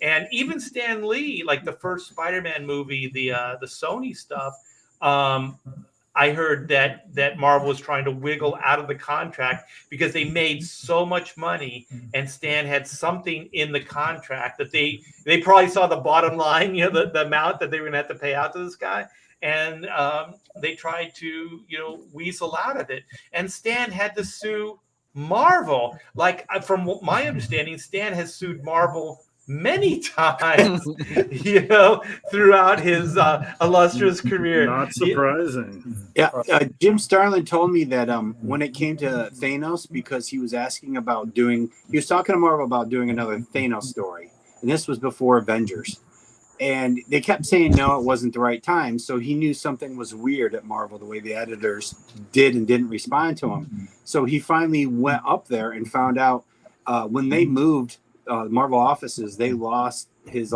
paperwork where he had signed over Thanos. So they were nervous because Disney had all those plans for Avengers and Thanos being the main bad guy, and they actually had to ask him to re-sign the paperwork. So, and he said he laughed. Him and his lawyer laughed at the first offering. Yeah, well, Chris is in the middle of all that stuff right now with Warner Brothers and Batman. Yeah, you would not fucking believe the response that we got from Warner Brothers fucking lawyers. It's just fucking shocking. Oh, it's Chris Wozniak. Yeah, that's me. Oh, hey, Chris. I didn't know which Christian all that you were. Yeah, very interesting story. I read about that. Yeah. So I bet Chuck Dixon could probably tell you some stories about Warner Brothers and characters. I would love to get Chuck Dixon on one of these live streams and just feed him full of liquor and just listen to him talk, because I think you'd probably have to prod it out. I don't think he keeps that stuff, I think, fairly close. He's a pro. He's a real pro, Yeah. He said him and Graham had to finally settle because the lawyer finally said, hey, Warner Brothers would rather spend the money on lawyers than actually give it to you. That's 100% true. Yeah. Well, the thing is, those guys are on retainer. Like if you were a corporation and you were just paying those guys, just to be there, having them do stuff is them earning their keep, right? Well, if you pay Chuck, then you got to pay Chris, and if you pay Chris, you got to pay the next four guys who created characters for him. They're like, well, why would we want to share nickels out of every $1,000 we make? Yeah. And some accountant just will bring up, this is how much it'll cost. And instead of going, well, they created the stuff, they're like, no, let's figure out how much would it cost if we screw everybody out of these nickels? That would be fair. That's no fun. Yeah. It's not exciting. It's more exciting to, how much can you jam, especially when most comic book artists can't. Exactly. They can't fight anyways. Well, I remember the first Batman, the Tim Burton movie, where some of the news was coming out that Warner Brothers was saying that they lost money on that movie. And I was like, holy shit, man. These guys are so good at the creative bookkeeping. Just I think that's why Bob Chapek got fired, because there is some talk that guy was kind of cooking the books or wasn't quite honest with the numbers of the Disney Plus and I did a lot of research and done a few videos on Bob Chapek and their financing and stuff that they're doing. I think the bottom line of what happened with Bob Chapek and cooking books or whatever was basically this. As soon as Disney announced that they were going to do a streaming service, which was before Chapek took over, as a business guy, I was looking at it and saying, oh my God, the benefit of this is you can play with the cost of production forever. Because if you put on a movie like Strange World just came out, did terrible. So they have to take an expense on that because they know it's not going to do what they thought it was going to do. It's pretty much lived its life. It's going to go on to Disney Plus, but it's pretty much lived its life. But when you produce content for streaming, who's to say how many years that stuff's going to be viable for? So you've got Netflix is very aggressive, and usually they take 90% of the expense of it off over the course of 4 years. But they really haven't released how they're doing the accounting for Disney Plus. Yeah. And Chapek was like, let's just keep spending money endlessly until we produce enough content that we get all the subscribers that we want. So you remember how people were saying She-Hulk was kind of cheap looking on the CGI? Mm-hmm. Somehow, every Marvel Plus show has a flat budget of $25 million. So 9 episodes of She-Hulk, $225 million. Wow. 6 episodes of Moon Knight, $160 million. They spent something like 200 or 220 million on Ms. Marvel. They spent a fortune on. But the issue is like, all right, well, fine. How much money did you make or lose when you put She-Hulk on Disney Plus? Well, I don't, we got streaming in, and well, we're going to keep showing it. It's part of the library. Chapek reorganized the company so that all the distribution decisions of, are we going to take this movie and put it out in movie theaters, or are we going to put it on Disney Plus, or are we going to put it on maybe the ABC channel? All that decision, which used to happen like the head of Pixar, the head of Marvel, whatever, those decisions were then being made by Kareem Daniel, his former intern, who was like this 41-year-old guy who didn't have entertainment experience, had some business experience, but not like, he shouldn't have been running all of the decision making. It was his decision to put Strange World out and instead of putting it on Disney Plus. So what winds up happening is Disney's biggest customer is their own streaming service. So they take. Now, normally, if Disney sells shows like they did, they sold shows to Netflix. Those shows for Netflix in 2014 were budgeted at an average of, it was 60 episodes. It was like $3 million a piece. Defenders was $8 million. So it was like a $200 million deal in 2014. Now it costs $25 million, supposedly, to produce a Marvel Plus show and then put it on Disney Plus, as if Netflix would have written a check for $225 million for She-Hulk. They actually do spend like $25 or $30 million on doing Stranger Things, but it's freaking Stranger Things, which is already a super hit, and obviously, well worth it for them to do. So, but my last point is, so Chapek created this weird situation where for them to make a profit on the production side, they would do their standard industry deal for streaming services, which is a markup of like whatever. I don't know exactly what the number is. I think it's 25% on the cost of production. So the incentive is on the production side, have a high expensive budget on a show, even if you kind of don't need it, or at least report it that way. Then the production side makes a profit. Rich executives get to make bonuses based on that. And then they sell to the streaming service, which then just bought this $25 million She-Hulk episode that they probably should have paid $12 or $15 million for tops. So that's called transfer prices, which happens in business a lot.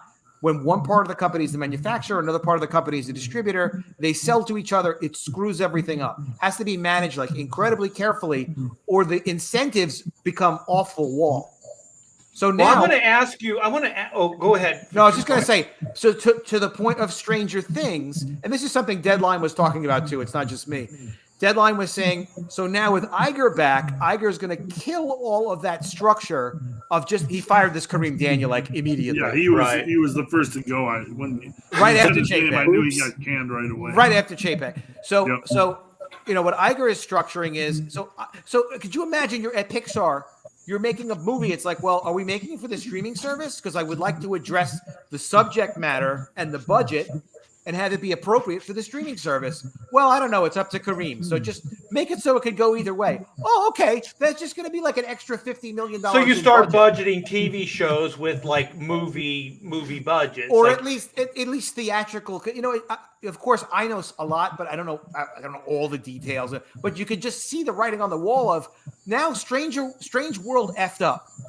So who's responsible for that? Who's the one that said, like, you know what, it's ready to go? It was Kareem Daniel was responsible. But it's like the whole structure is messed up. So even before Chapek was fired, I was saying expect a $10 billion restructuring charge for Disney for them to clear out all sorts of ridiculous garbage they put in. But one last point.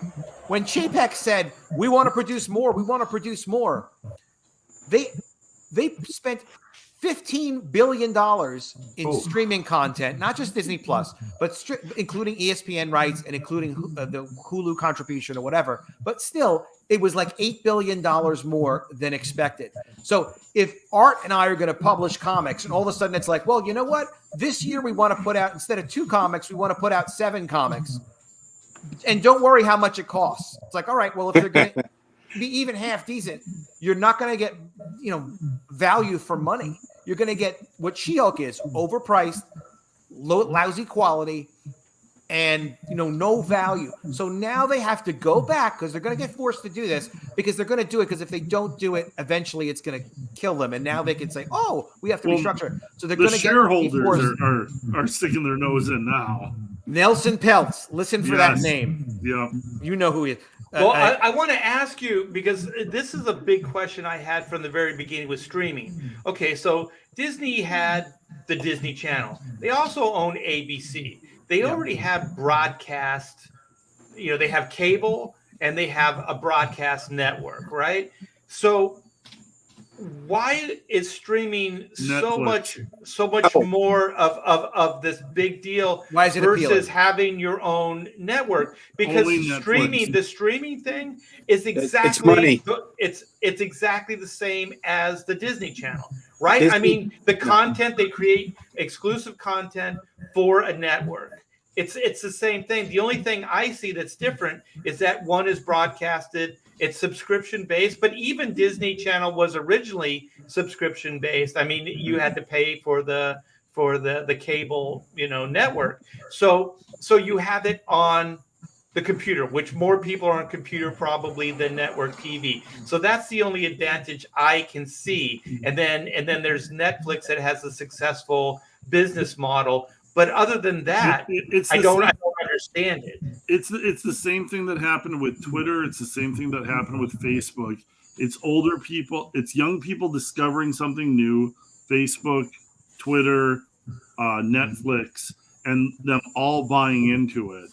And so it's just shiny. It's new. It's shiny. And then it's older people discovering it after the fact and then trying to readjust. Cable pays each channel, depending on if you own like 8 different channels for cable. Cable pays like 50 cents per channel per viewer for household. So if Disney can get $7 from me for Disney Plus streaming, and they were only getting 50 cents from me when I watched Disney on the cable channel. Yeah, it's a lot more money. Netflix is what started it, because all these college kids could basically get a cable channel for $8 a month that they could afford, and it had all these movies and TV shows on it, and then it created a surge. And so all these other Disney and Warner Brothers were trying to catch up with that. Yeah, but because they're all fighting for market share. That's why they're throwing so much into it.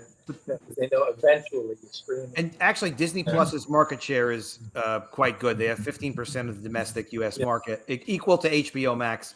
Yeah. And Amazon has 19%. Netflix has 21%. Disney, AT&T shockingly has 7%. But to answer your question specifically, because I've actually done a lot of homework on that, Art, the linear cable channels are dying. There's a lot of cord cutting. It's a big problem. So a big percentage of the public is not really watching cable. They're not using cable. So they're using streaming services. They're watching things like YouTube. Yeah.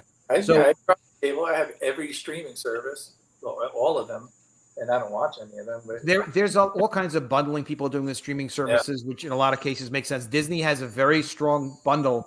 40% of Disney Plus's subscribers are part of the bundle with Disney Hulu Plus, and ESPN. ESPN. They'll never give up ESPN. That saved their butts. Oh no, ESPN will always be a cash cow. Didn't they just shell out a bunch of money to ESPN to kind of build some new things there? Well, ESPN has live sports rights, and live sports rights are one of the golden tickets of TV, because no matter what kind of content you have, you can't go up against live action, live sports. It brings in better ratings than anything. You can't fast forward on your DVR. You have to watch the commercials. Yeah, but the sports are live. Still, they don't. About it. You can't watch an NFL game fucking on Thursday, unless it's Thursday Night Football. But there's something. Really, it's not the same thing. Yeah. Well, I just like the benefit of when I first started watching Netflix and the way they were constructing their shows was this you could binge watch these things, right? And then so Disney started getting taken advantage of, because people would subscribe, they would watch their show and then they would cancel their subscription, and so then Disney now starts they'll play one episode a week, or Yeah. they're starting to kind of They do learned what really quick network on television did. And so then I'm thinking it's not even like real streaming anymore. Like you're changing the format to try to control it. They're changing all of it. They're adding advertising and advertising. Exactly. Yeah. And the thing is, all this streaming has only been around for how many years? Less than a decade. So all of these companies are still figuring it all out. They don't have it all. Even Netflix doesn't have it all figured out. They're like adding a lower tier with advertising onto it. Yep. And a lot of this stuff, like, it's going to get weeded out. Like, all the streaming channels that are around right now are not going to be around in 5 years. Well, that's why they called it the streaming wars, because there were going to be casualties somewhere down the line. And I do think Iger was running scared when he bought Fox. Like he was just thinking of the Disney Plus platform. It's the only thing that makes sense, because he did. There was no Disney Plus at the time. A lot of their content was tied up with Netflix licenses. Fox, they were supposed to be able to buy for like $50 billion. And then Comcast came in and said, hey, we'd pay more than that. And so Comcast screwed them and made them pay $71 billion, which was a tragically high amount of money. But it didn't. But it was a defensive move that, sort of like, listen, you're either going to be Sony or you're going to be what Disney is now. We were able to grow. Disney Plus should have been viable. It's funny because Chapek followed Bob Iger's plan, except that he tried to triple the number of subscribers or something they were going to have. Iger was projecting 60 to 90 million subscribers in 2024. Chapek was saying 230 to 260 million, spending tons of extra billions because he, like I would have lost my mind. He loved the amortization. He loved the fact, like, hey, wait a minute, we can set our own prices and we can do this, we can do that, play with the profits. It's like you get nuts. Overly optimistic. You get overly optimistic and carried away in this market, because all the streaming services, they're literally fucking the future of it is to have market share. So they're all flooding their individual services with fucking tons of fucking shows and material, but it's all shit. How many do you actually watch on any of these fucking services? How many good shows? Like, every streaming service has a show or two that you fucking tune in to watch. Yeah. I literally fucking subscribe to everything. I get HBO Max and fucking Disney Plus and Netflix and Hulu and Amazon. Every fucking. You're lucky if there's one good show. I watch none of it. 90% of my fucking viewing is hard media, and I just have them. I'll browse through them and then I'll put on fucking Star Trek or something. Yeah, Star Trek. I'm right there with you. Wrath of Khan, on a streaming channel, you're lucky if there's one good new show that's entertaining, and that's it. And then you miss anyone that was good. You have someone have to tell you about it. I like Peaky Blinders. I thought that was cool. The day I'm gonna fucking drop all of them and not even notice. Right. I think that's what they're afraid of. It'll happen at some point. Let's just cut to the Disney the Reckoning. So having said all this stuff, Strange World or whatever, which is aptly titled the little gay romp, Disney kind of for the last, I don't know, at least 3 years, maybe longer, have been this trajectory towards more woke. They're turning a successful business model, which was Marvel Comics, into this weird kind of reshaped thing. Just real quick, an aside, I think Bob Iger was trying to change the culture because he wanted to throw his hat in the ring as far as politics. I think he wanted to run for either a local position or president of the United States. Yeah, he's admitted he wanted to run for president. And so the thing is, I think he was trying to see if he could influence in his own little world, if he could influence decision making, culture, things like that. And I do think when the history books are written, I think Bob Iger will be right up there with one of the bigger persons of note that helped create this paradigm, this woke culture. He does it in a very kind of low key way, but case in point, when Chapek, this is why I thought there might have been hope with Disney at one point. when he came out and he said, no politics. Disney isn't going to get involved in politics. And then within a day or so, whenever it was, he kind of reels it back. That showed me that, one, he wasn't in power really, and if he was, he wasn't a very good leader. You know what I mean? Because the thing is, if he would have just doubled down on that, if he just would have said, I stand by this decision, we are not going to get political, XYZ, back his own decision, then that Riddy Creek stuff wouldn't have happened. All that other shit probably wouldn't have taken place.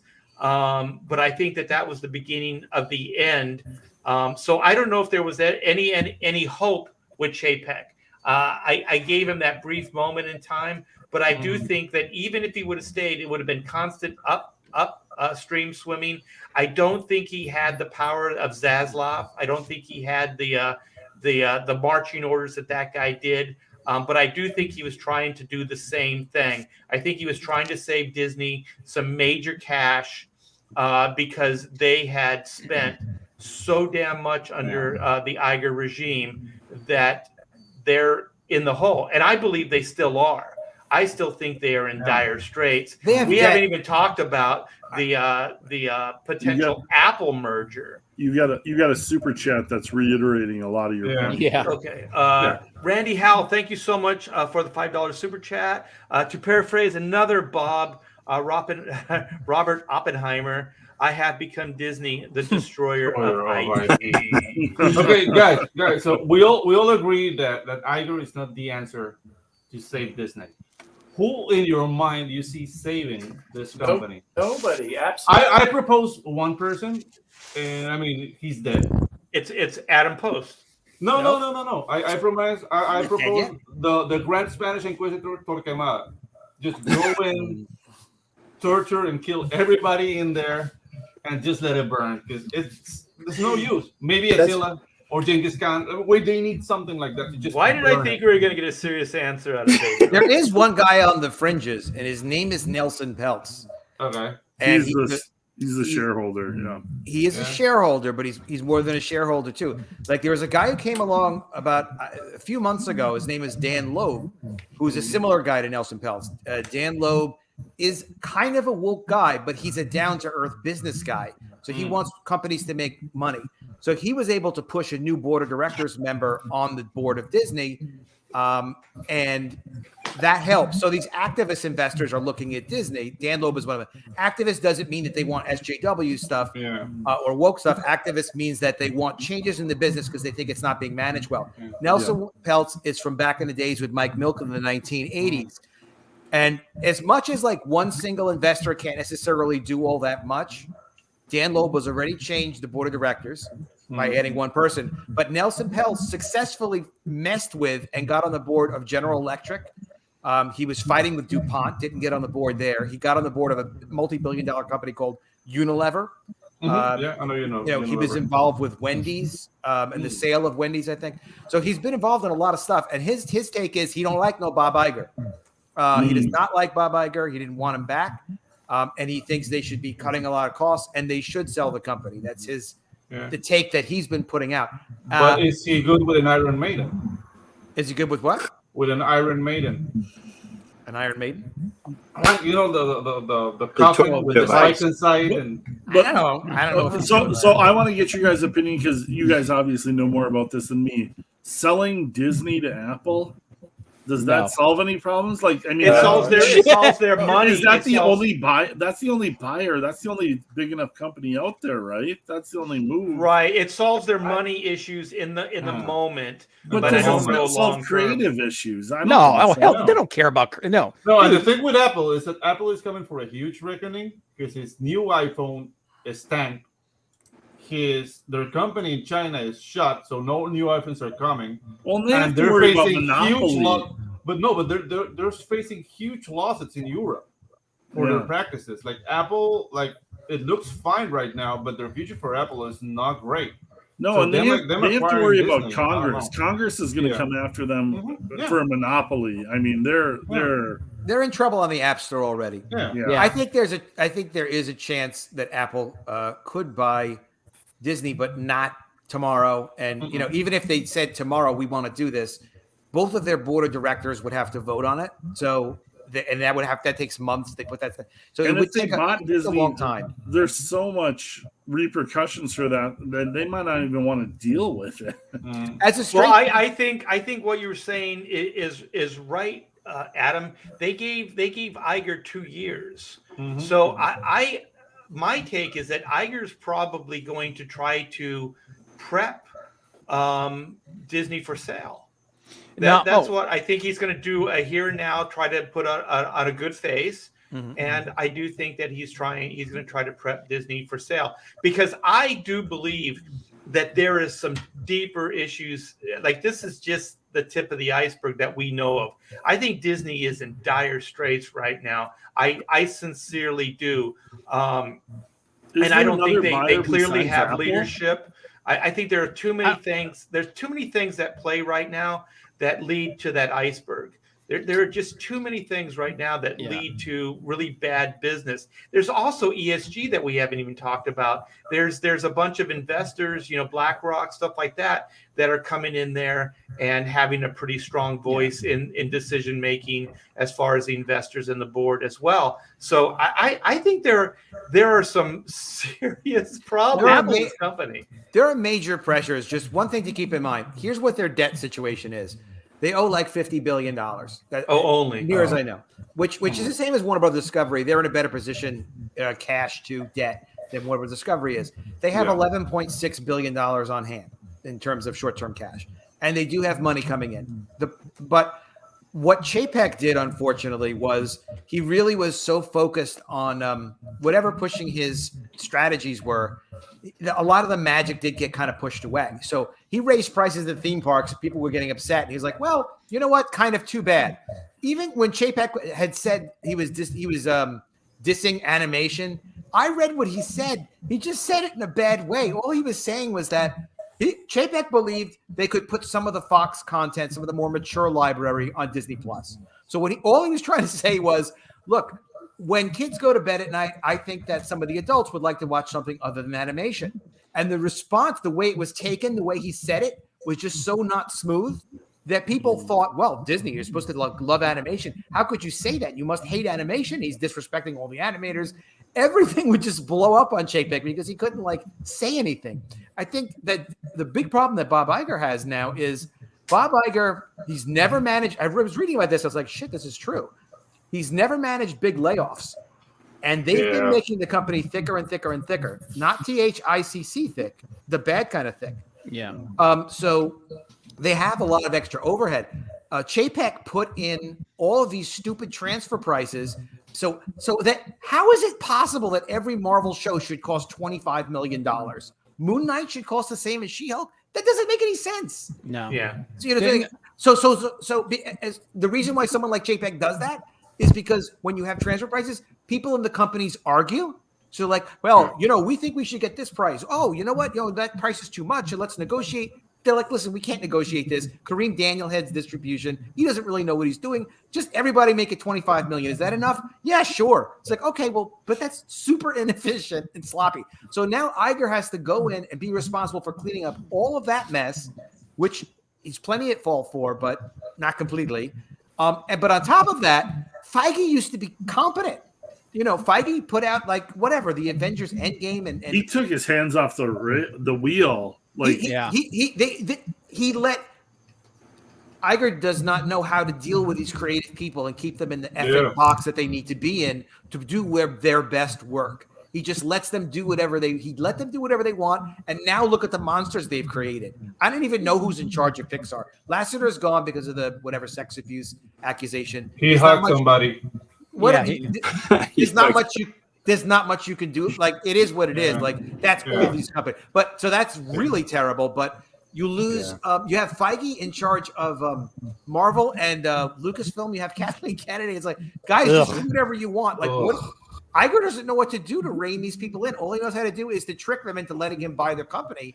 So I have a question, and actually, there's two things that people have brought up in the chat. Joseph brought up that the bill on that the acquisition bill on Hulu's coming due soon too.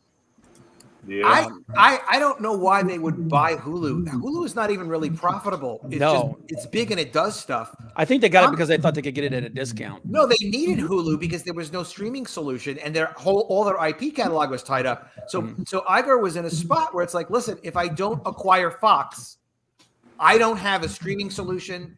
We have a smaller scale of operations. And keep in mind, when they bought Marvel, one of the amazing things for Marvel was, even though Marvel was doing great with licensing and they did well with distribution, Disney was always amazing at licensing. So they got a boost in all the licensing revenue because they plugged it right into Disney's rates. So from now on, if you had a Marvel license, now you had a Disney license. So you're going to be paying Disney's guarantees and Disney's rates. Plus, they had Disney's distribution advantage for all the content, which is one of the great things. If Apple was to acquire Disney, Apple would, if they acquired it tomorrow, which they won't, but if they did, they would be the biggest domestic streamer in the country, but not to the point of ridiculous. They'd be 22%, Amazon would be 19%, and Netflix would be 21 or something like. Yeah, they'd be 21. So they'd have to sell Hulu. So I think Hulu goes to Comcast.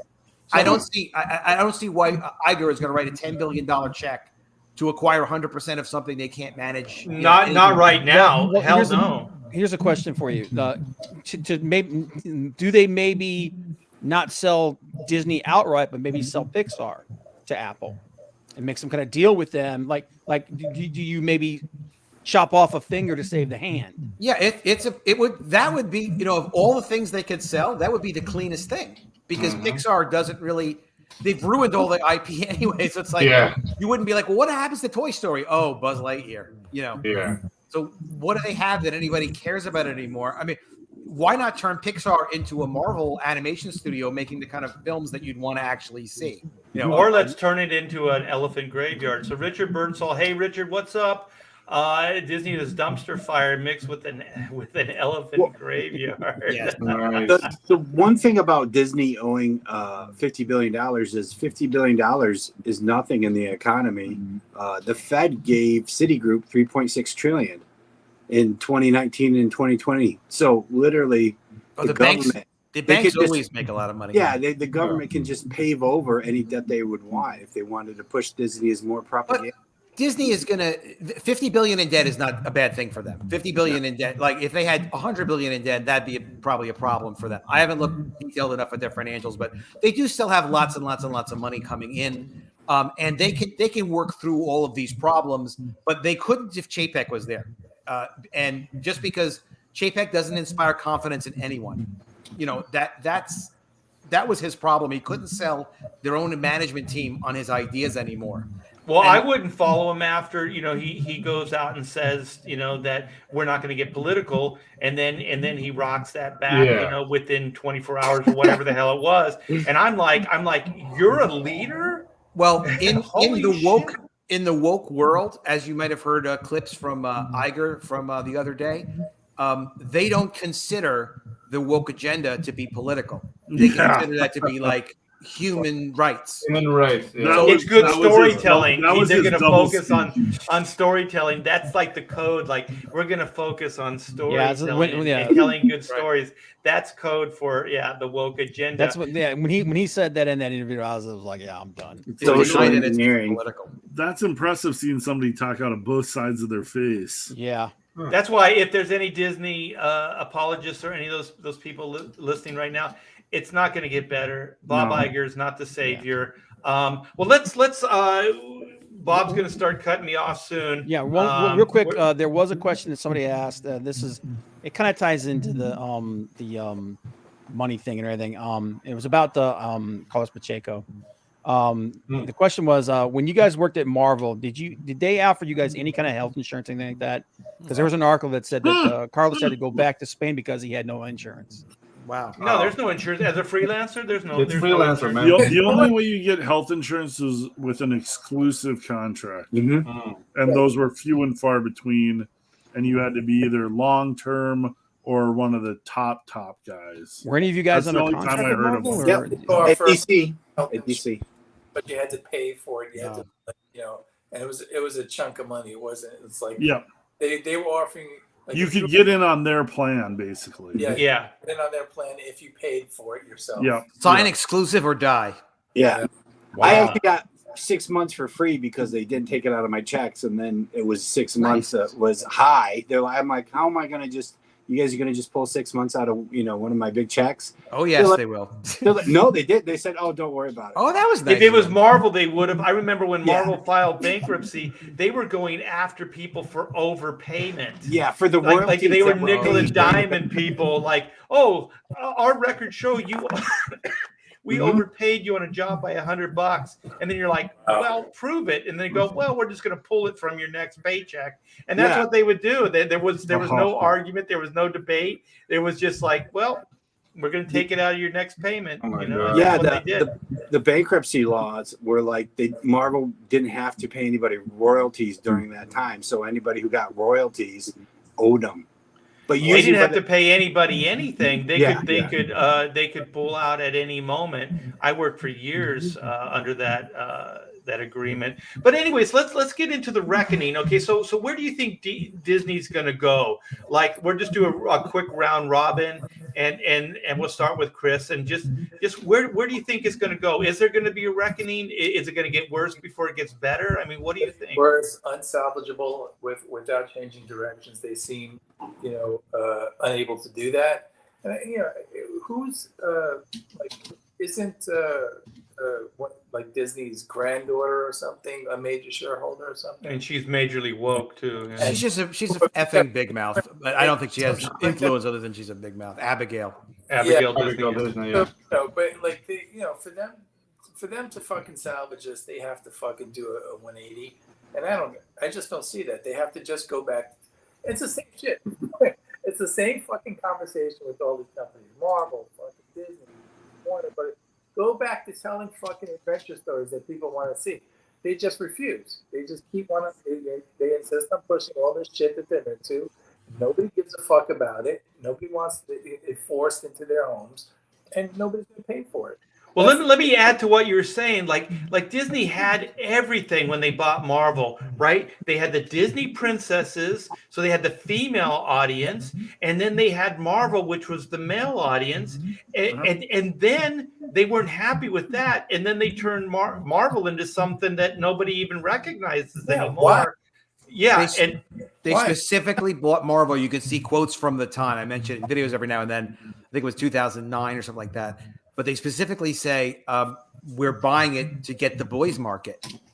Yeah. So and then they don't want to acknowledge that boys exist anymore. Right. Exactly. It's so weird. But Randy House says 51 billion in debt is still pretty heavy. But if China seizes the Shanghai and Hong Kong parks, it could sink Disney. That's what I was trying to say earlier. That's why they got to start playing nice with China, because they could lose those parks because they don't own them. Hong Kong, and it was I think are they like 50? It's a licensing deal, from what I understand. It's not like there's no ownership of the park. So I think China owns the parks, but they license the Disney brand or whatever. Actually, in China, the way it goes, if you have a business there, you don't own it. The government owns it. That's why I said China. Yeah, you lease to China, so they lease it to you, so you can manage it for them. Oh, okay. I don't know how much cash they have invested in them, or even how much cash ever comes out of there. It's weird. Everything in business with China is very strange. It's secret cash. Cocaine cash. It's a mystery meat of cocaine bear. Cocaine bears. They smuggle. Well, let's go to Bob. What's your take on this, Bob? The reckoning. Pretty much exactly what Chris said. The only way that they right the ship is if they course correct, and I have no confidence in them doing that. Iger, like we said, he talks out of both sides of his mouth. So if he can slip it through, he might. But if he gets challenged on it at all, I don't see it. I think they struggle. And like Randy said, a lot of it depends on China. It depends on what happens over there. If they lose half their theme parks, they're in trouble. The theme parks are the only thing that's making money right now. Yeah. I don't know what percentage, though. I haven't done enough homework on it. I know they do a lot of business in theme parks, like a lot, but I don't know what percentage those Asian theme parks are, of their overall theme parks, because they really do take in a lot of money with the cruise lines and the theme parks. Yeah. No, like I said, I had been to Disney in Hong Kong. What? You And it were was- rowboat in there? It was a full-blown Disney park, and everything's branded, and it's the whole experience. Yeah, it's not Disney World, but it was a lot of fun, and But a lot of it depends on there's a lot of things that the factors depends on. I don't think Disney's going anywhere anytime soon. I think they'll and recover if they do, long term. it's take a while. But if they do get bought out, I think Amazon Apple is probably the only company that can do it. I honestly I see that as a last resort kind of thing, though. But with Apple, with Apple, yeah. Would they be turn that fucking boat around? I don't think so. Well, the other thing too is would they maybe go into make a deal with Apple, like we said, like maybe take an IP like Pixar and say, hey, we'll sell this to you, but we retain certain rights and things like that for distribution and stuff like that. Like Adam said, they have the massive distribution network. So yeah, they could also piece sell. They don't piecemeal. have to sell They could piecemeal. They could piecemeal things out. An entire entity. So, Adam Post, what do you have to say? And thank you so much, Adam, for coming on. Absolutely. Great hanging with you guys. Great to be back on streaming. I haven't been streaming, so it's awesome, and definitely doing it another time with you guys. A very fun group. Yeah, that's nice. Here's what I think is going to happen.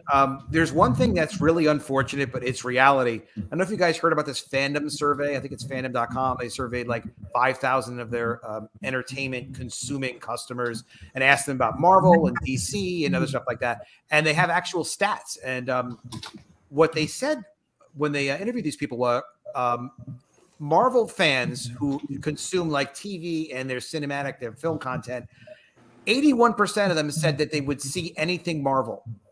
Of DC, they said 67% of them said they would see anything DC. So Marvel has that still. They don't deserve it, but they still have that strong momentum yet still. They fomented it for an entire generation. A decade worth. Yeah. Tremendous amount of momentum, and now more and more content. So there are people that will just, for whatever reason, go watch any Marvel, anything still.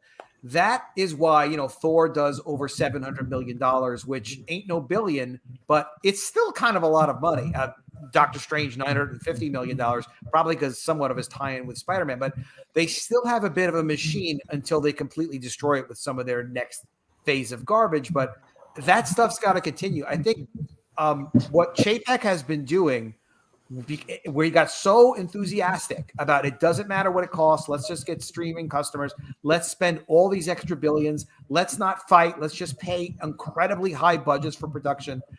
I think a lot of that's going to get cleaned up with substantial financial charges. Disney will announce probably in 2 or 3 increments, like $10 billion worth of taking that garbage off the books. And I think that Disney will be able to continue on its own as an independent company. I think that the woke stuff, unfortunately, will probably continue. But I do think, watch out for Nelson Peltz. Watch out for these guys that are these outside activist investors, because Iger gets to do what Iger wants to do and gets to dictate what politics means and what, woke stuff is like, supposed to be part of the culture now is not up for debate. He gets to say and do things like that because the board permits that. But as the board changes and as there's challenges, that's when the only point it could ever really change. Certainly Apple's not buying it, immediately. And I read an interesting article talking about what the price would be for Disney, and they're talking about something like $300 billion. It really is kind of a lot of money, even though I think it'd be great for Apple if they could get it, but it doesn't look like anything's happening anytime soon, other than at least Chapek's not going to completely destroy the company because he's not doing it anymore. But I also don't think Iger can fix it. He could just, like you were saying, Art, put a spit polish over it, promote it a little bit, get some confidence back about some of the IP again, and at least they'll stop burning so much money. But my God, they really made a mess. Yeah. Well, they also said he's in for 2 years to try to groom his successor. So one of the things, always grooming at Disney, always grooming. Their words, not mine. And so there's that as well. And this also boggles my fucking mind, because he's the one that told Chapek He brought Bob Chapek in. Iger did that. Like, you even trust this guy to do it again? Like, I have this conspiracy. I know I'm talking out of turn, but I have this conspiracy thing where put your aluminum foil hat on. That this was all by design. This is all by design. So it could have been, except for one thing, because he did leave. Like, oops, now there's a pandemic, and then you're like, as soon as the pandemic, and he's thick as thieves with China. I mean, literally, and no exaggeration. Him and China, hand in hand, running around dancing, and Iger in China. Frolicking, yeah. But here's what frolicking. But I don't think it was a conspiracy. And the reason why I don't think, unless it went so wrong, because when Kareem Daniel was given, like, okay, now you're in charge of like completely restructuring how we distribute and produce all of our content, and they took the authority away from all like the people that were heads of the individual. They took it away studios. from the creatives. The creatives all had to answer. The creative, creatives kind of sometimes don't know. Like, I'm a creative, I don't know it all, but creative executives that were responsible for profit and loss on decisions being made. The guy who would be being fired right now because Strange World was stupid. You shouldn't have done Strange World. That would be the guy that they took that authority away and took everyone's responsibility away. That was such a mess that anyone looking at it, like, and the industry was talking about it, like, what is he doing over there? But it's like, he's doing it. That was such a weird direction to go in so that Chapek could still maintain control. I think best of intentions, but I can't imagine that it was like, all right, I'm going to let this guy stand in while the pandemic does what it does, so I don't have to hassle with it. Because I think Iger could have done a much better job handling their problems. With but I have a conspiracy theory that can answer that question. Okay. So you have Iger bringing Chapek in, to be the fall guy, basically to kind of take the heat, and then also monitor the pandemic, and also just to instill and activate a lot of policy that Iger didn't want to do. Like, so basically, you set up. One of the business things is you don't do the bad things. You get somebody else to do the bad things, because then you can always still look good, right? Yeah. So you set up Chapek to do this. He goes in, but then Chapek gets a little full of himself, right? You still with me, Adam? Yeah. Okay, so Chapek gets a little full of himself and starts thinking, well, you know what?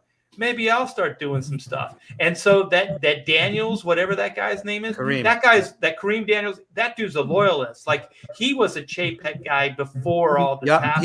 He came in as an intern. Right. So he really didn't have the skills or whatever, but he was loyal. Yes. So then, Chapek's thinking, well, I think I can turn this company around. So then he starts thinking no politics. So he starts taking decision making out of the creative's hands, and then they have to go through his channels to okay everything, right? And in fairness to that, there really is a major problem with, like, oh, we're going to focus on streaming first, and sometimes we're going to put films on streaming. It's like, that's not a bad idea. I agree. I don't blame anybody for that, like, in terms of the strategy, and it creates a natural conflict. Because now you have to tell the head of Pixar, hey, sorry, we may need your movies to promote our streaming service. That takes in Iger's savoir-faire, not a Chapek, here's Kareem, you go fight it out with Kareem, I'm busy, But so it could have been a conspiracy. Sometimes people come up with intricate plans, but they forget the simple part of, like, yeah, but you're not actually in control of this. Like, people will say Chapek was following Iger's plan. That's fine. But when the plan starts to not work, because, like, I have, in my life, my plans don't always work. You have to adjust. Well, that's why I think that Chapek was adjusting. Like, he had some ideas, trying to get them to work. But the thing is, he was never the guy to do it. He just was not smooth enough. He was not clever enough. And you know what? I found out that Chapek had a guy that wrote scripts for him. I'm thinking, you have a guy that you actually paid to write this crappy shit? Oh, the stuff that went his speeches. Oh yeah, his speeches and stuff. I'm thinking like these are crafted speeches, and you can't come up with anything better. Chris is over here like just pounding mine. He's like, man, we're gonna get through this thing. He never sounded sincere. I don't know if he was woke or not woke. I've no people. Oh, you can't even tell him what he's. I think he was just Tiger's up to no good. You know that. But Chapek, who knows? He just couldn't. It's so funny because I was doing a video about him, and I'm like, hey, the one you mentioned, I forgot I said this. I was listening to it earlier, why they fired Chapek, whatever. And at some point, I'm like, and he lost the Reedy Creek district. You controlled the fucking excuse the language. You control the county. That was you can't build a new theme park. You can't do extensions on your theme park. You can't do renovations. You can't even maintain the roads without the state's permission. There isn't even infrastructure. Oh, this is what this is where DeSantis got into him. Yeah, this is where DeSantis said, "Hey, no, you're not going to use the power of California company attitudes to tell us that you're going to repeal our laws. No, F you." So, and that was great for DeSantis to do that. Part, do you remember Chapek said, "We're going to stay out. Disney's staying out of politics." Right. Just by saying the word politics, that's the whole thing. Is Chapek. It's the same thing like as example I was saying before about animation where he said like, well, I think we should have more mature content at night because I think when you put the kids to bed, sometimes you might want to watch Aliens, you want to watch some of the mature stuff, Predator, Prey, whatever it is. Like, all right, that's a theory. That's not a bad idea necessarily. Maybe it's Disney Plus at night. Like you click on it, you got an extra thing you got to go through to get there, like ID or something. But it's like, you have to say things in a certain way so as not to completely upset everyone. Well, just remember there was somebody crafting those words for him. Unbelievable. So I'm going to move. We're starting to get to some really good stuff. We're going to go down the rabbit hole again. Pisses me off. Chapek pisses me Clint, what are your thoughts? Like, what's the Disney reckoning going to be? Well, I will veer away from Disney because you guys have a better knowledge of that than I ever will have.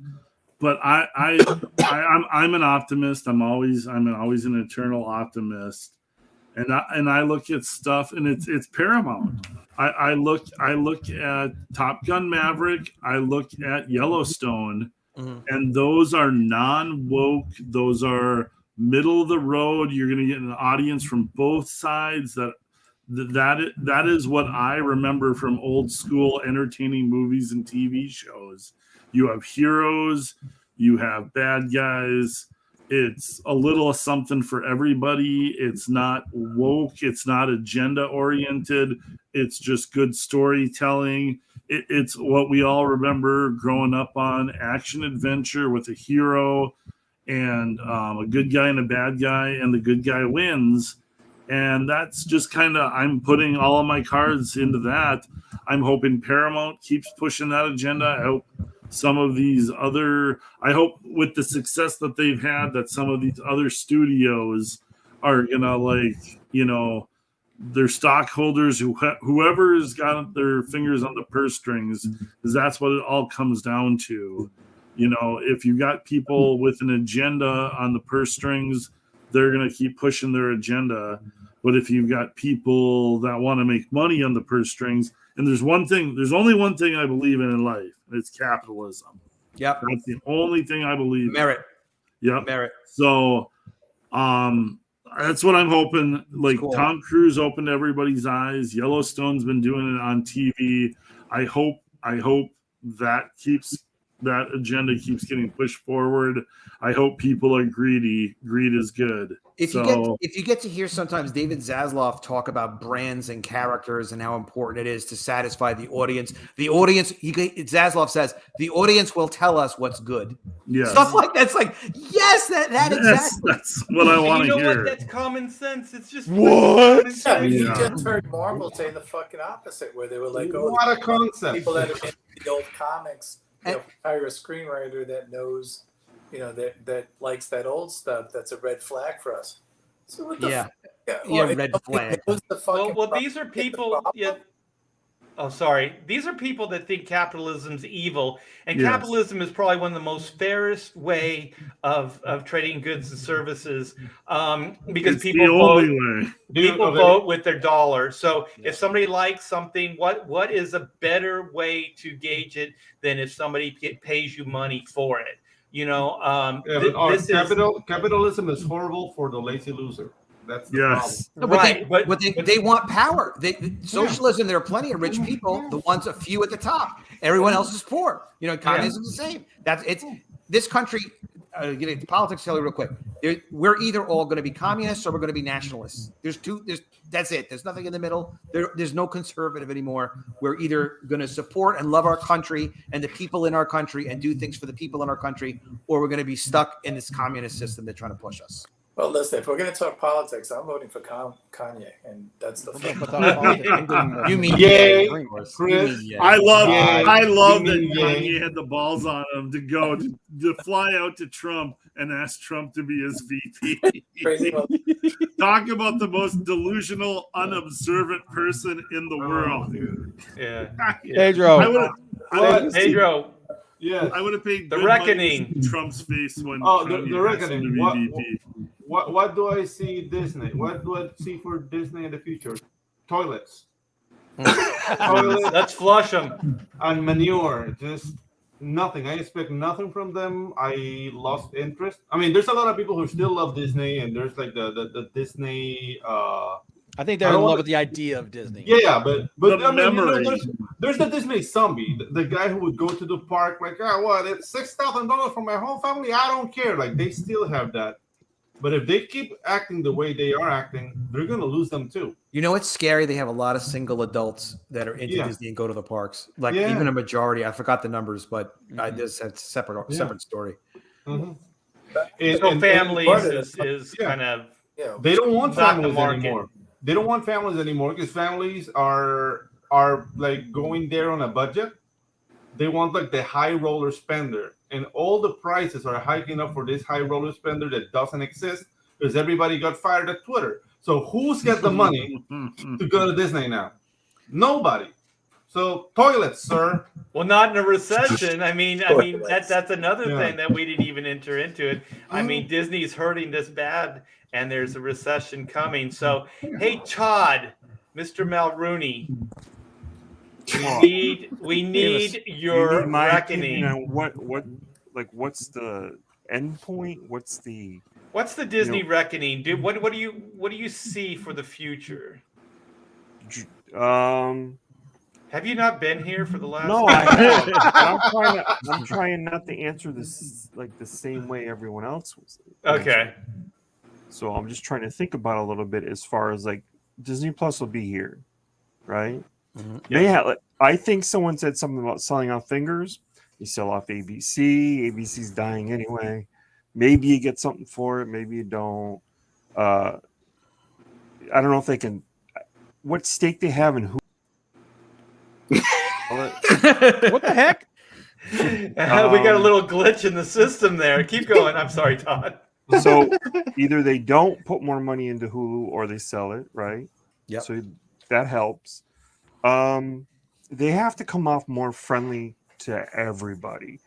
You can't have this sort of push towards. You're not going to get what you want because you're always going to have pushback. You're always going to have a divided situation, right? There's Christians that don't believe in this and that, and there's still a big majority group. So you can't push woke ideas and like get them pushed through and like, okay, everybody loves this and loves that. It's just not going to happen. But I get it. You're trying to make these things more acceptable, more friendly, more normalized. Right? Yeah, more normal. Doesn't mean you have to force it. You don't. There were plenty of shows that just had a minor character or even a decent character who was gay or lesbian or whatever. But when you put in every show and every black man is married to a white woman, and when you push all that stuff in every single show, you're going to get pushback, and it's going to be hard. And that idea, that saying, "Go woke, go broke," we've seen it. We've seen it happen. when you do an all female cast of something, and they're the heroes. Look, what was that movie where she went through like this sort of force field? Isaac Oscar was inside, and she was trying to find him or something. Annihilation. Right, Annihilation proved it. It was like, you're not going to get away with that. You want to change every single hero into a female and think you're going to do an A-Force movie? You already know an A-Force movie is going to bomb. You know you can't. I would love if they did it just so we could see how bad it bombed. And how are they going to blame us? If they did all the female characters and did an Avengers movie, I would love if they did that. Next year they have Marvels, right? The Captain Marvel and a couple of the other ones. Like that'll be an interesting test. I can't imagine. But dude, it's already dead on arrival. I'm telling you. I saw a poster of the Marvels, and it looks like the Commodores. They have the music. What were you saying? Yeah. What were you saying, though, Todd? Sorry, Todd. It's just the pendulum's going to come back. You look, politics were always great when they were down the middle, right? Mm-hmm. Whether there was a Democrat in office or a Republican, down the middle is a safe place to be. Now you're out here in the fringes where it's not safe. It's historically a bad place to be. It's when countries' politics flip and go on their side. It's really crazy. This is where fascism comes from. This is where dictatorships come from. You want to be on the outside, then the outside tumbles. So get back to the middle. Let's get back to sanity. Let's get back to family values. Let's get back to a little bit of traditionalism and realize that there's less fighting and less hate in the world when you promote love and not promote an idea or a point of view. Promote good values, and don't promote a sort of idealism, because then you're strictly you don't get people to fall in line. We don't want to look the democratic values of taking away our rights and our freedoms and this and that away from people. That'll never get you like a good feeling with the other side. We'll always vote no matter who it is. I'm not a Trump loyalist. I don't really like Trump, but I'll continue to vote Republican because you're trying to take things away from me and you're trying to push this narrative and this reset button thing. I'm not for it. I want America to be the greatest country, not the worst. Woo! Beautiful. Yeah, Todd! Todd is the combination of a politician and a yoga instructor. I will join his ashram like this. All right, Rob. Top that. Bodybuilding.com. Either Disney fixes everything and they turn it around with their Marvel movies. You bring back Robert Downey Jr. and Chris Evans and really kind of just forget about the last year and a half, especially Phase 4. Or wait, you remember that Men in Black thing? Like, look at the light, and it's like, the Statue of Liberty. The Statue of Liberty. Or literally Blackwater, the Fed through Blackwater with the government literally just buys up most of the Disney stock, and the news won't talk about where Disney stock is or isn't, and because Disney is in a perfect spot for social engineering. As much as we hate that, between the toys, between the cartoons, between Disney streaming, the Marvel comics, they are perfectly set up. If you wanted to really social engineer the country for the next 10 years, Disney is perfect for it. So if that's what I was trying to say with Iger, as trying to become president in this little microcosm, which is Disney, trying to basically change culture. And honestly, you guys keep talking about, will Apple buy Disney? If we slip into a depression, I could see quietly Disney gets bought up and Apple gets bought up by Blackwater with our, silly money.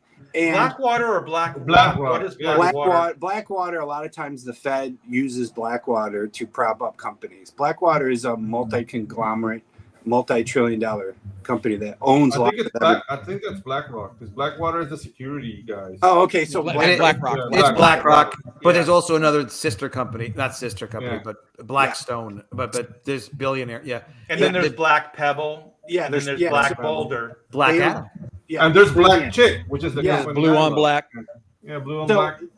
Between Black and Apple blue. and Disney, you could do such horrific social engineering to the entire country for the next, you get the kids, and then then you own them as teenagers, and then you own them as hipster adults. Yeah. I really hope that doesn't happen. I really hope Disney can turn things around. It really would be easy. You kind of like what they've done at Warner Brothers. You scrap a lot of the agenda at the movies, and you just kind of twist it around and go, oh, look, Robert Downey Jr., an offshoot of him from another movie, from another time, multiverse. I mean, that's one of the reasons they introduced the multiverse, so you can kill the characters, and when people cry, you bring them back in 2 or 3 years. Oh, yeah. So they could turn it around if they wanted to really fast. Yeah. Do they want to? I mean, who knows what the agenda really is? Well, all it takes is one good movie. So people ask me sometimes, can Star Wars be saved? Can Marvel be saved? And I said, yeah. All it will take is one good movie. Because the movies mean the toys means momentum. You remember Mandalorian? Because we had all written off Star Wars, and then they came along with Mandalorian, and we were like, well, that's pretty cool. A couple of episodes of that. Then Baby Yoda came out, went nuts. That Star Wars girl screaming about it and stuff, which is adorable. It's just like, wow, because they could just make good content. They have people that can do that. They just have to be forced to do it. It's not going to be us forcing them to do it. It'll be, investors or whomever. Yeah. But will they do it? We don't know. It's almost like I would say it's almost a coin toss. You made a really good point, Rob, about their access. They have a tremendous amount of access to generations of hearts and minds, and it is straight up scary. Yeah, because the thing is, it's kind of like parenting, right? Like if you're a parent and you have a good solid foot, on right and wrong and belief systems and stuff like that, then that's your household and the kids and everything gets raised in that way. So you used to have Walt Disney, or and then you had Eisner come in, which was basically he wasn't messing with the ideology of Disney. He was just trying to build on it, and then you have Iger, which comes in and basically seems like he doesn't give a crap about the old morality and the old paradigm. He's trying to build a new. Eisner respected brands and the Disney, the vibe of what Disney was, and expanded on it brilliantly. And Iger, the ideology is it's religion. They're just pushing this religion. It's a new religion, yeah. Other companies never used to push religion on people. They were just sort of like, listen, we'll follow the law, we'll try to make money. Like, all right, follow the law, try to make money. That's it. Now it's all ideology. Well, they weren't pushing a religion, but there was always a religious belief. There was like a Catholic, like banter. There was a shared ethics and there was kind of like the foundation of America is Christian. What is it? I can't remember. Judeo-Christian kind of beliefs, right? Yeah. And so then you kind of have that built into your business, and so on and so forth. But now I think I said this years ago. Everything's up for grabs. So religion, politics, everything's up for grabs. So now it's just kind of the Wild West, and they're just trying to guide us through. But the thing is, with their belief, their SJW woke, extreme left, it's like everything that came before is bad.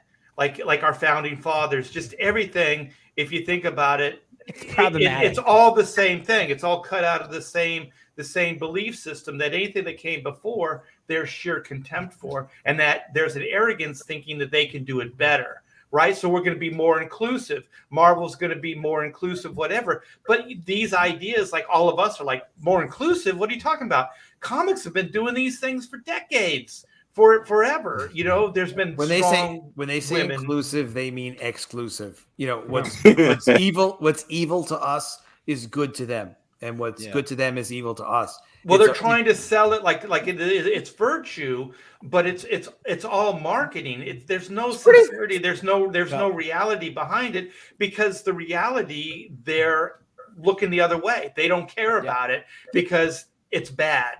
They've already made up their mind that everything that came before is all bad. Art. Okay, well, I'm just gonna. I get the final say, man. I haven't said mine yet. Well, I'm just gonna try to make it. Do you have to take off, Bob? No. I'm just I put everybody's campaign links in the chat there, so they're all ready to go. Okay, and we can show Bob or Adam's artwork real quick. So, Adam, if you could get that up while I'm talking, we'll show that off, and you can talk a little bit about your new campaign. Get it up, man. Get it up. But for me, ready just yet. But, for me, what Disney used to be, it is that it meant a certain.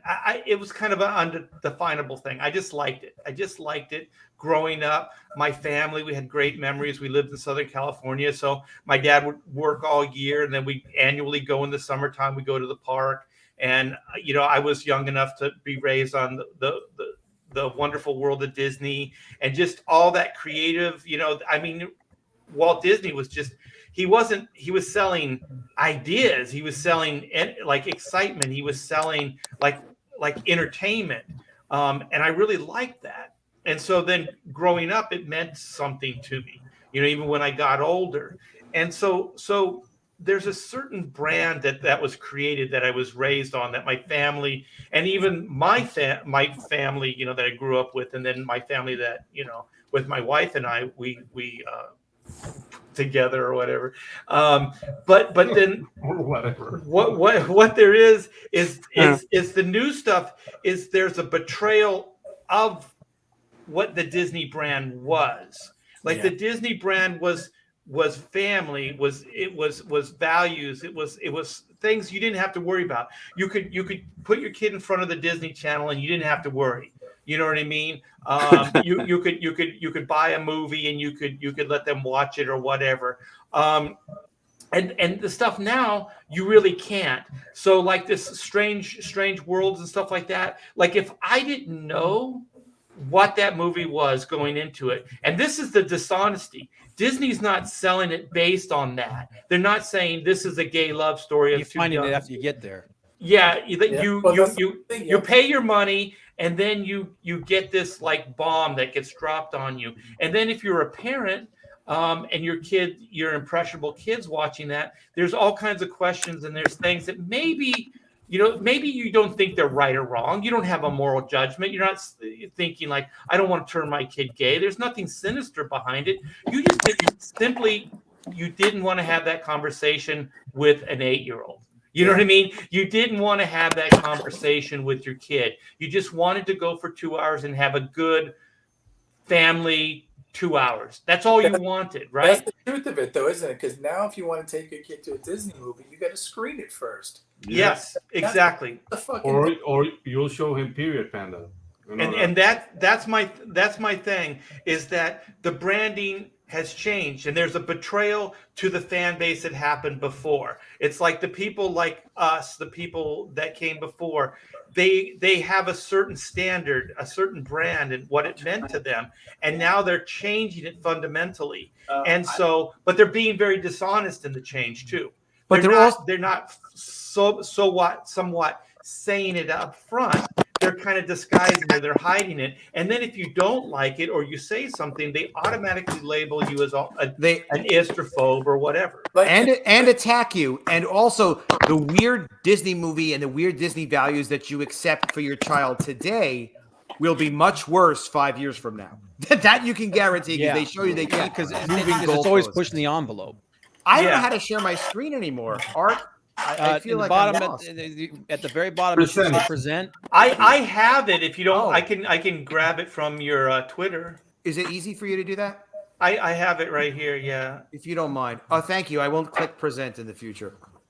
Don't be presenting anything. Yeah. For you, I will. Okay, let's see. This should work. Okay. But yeah, okay, just real quick before we show Adam's piece. Thank you guys so much for hanging out for the last 2.5 hours, almost 3 hours. Wow. Thank you so much, Adam Post. And all these guys have either active campaigns or they have pre-launch pages. So all of that stuff is in the description. Clint, I didn't get that link, but I do have your Slave Girl from Planet X link is in there. But you have a pre-launch as well coming up, right? Yeah. Slave Girl, Pirate Queen versus Slave Girl. You can just find me on Twitter. I've got a bunch of links to it, or find it on Indiegogo. Okay, and if you want to send that in the green room later, I'll add it to the description. Sure. I know Rob's got a pre-launch. Chris has got a pre-launch. Pedro's got a pre-launch. I think I'm the only one. Well, Clint and I have campaigns in Indiegogo, but we're going to give you guys a little preview of some Adam Post. My next project. I haven't shown this anywhere yet. I'm like, well, I want to show it, but I don't want to show it. There's a couple of minor little changes that we're making to this, but hey, I'm Adam, really this thing's gorgeous. I wouldn't. Oh, thank you. Yeah, it's amazing. So, can I share it? Yeah, please do. And I'll right. explain what it is. I'm going to present this bad boy to the world. By the way, I found your Pirate Queen versus Slave Girl link. I put it in there. And thanks. There's no pre-launch for me yet. Oh wow! Thank you guys. This character I've been working on for over a year, and she's a superhero. Her name is Hotfire.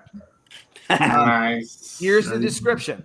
A superhero's cosmic power is unlocked when she's recruited to save Earth from a rapidly approaching object threatening to cause a mass extinction event. Bob Iger's that object. It could be Bob Iger. Yeah. So she's recruited to be a superhero. She didn't even know she had this power. The way they recruit her is actually pretty unique. It's very interesting to just kind of demonstrate to her, hey, look, did you realize you don't die if we shoot you?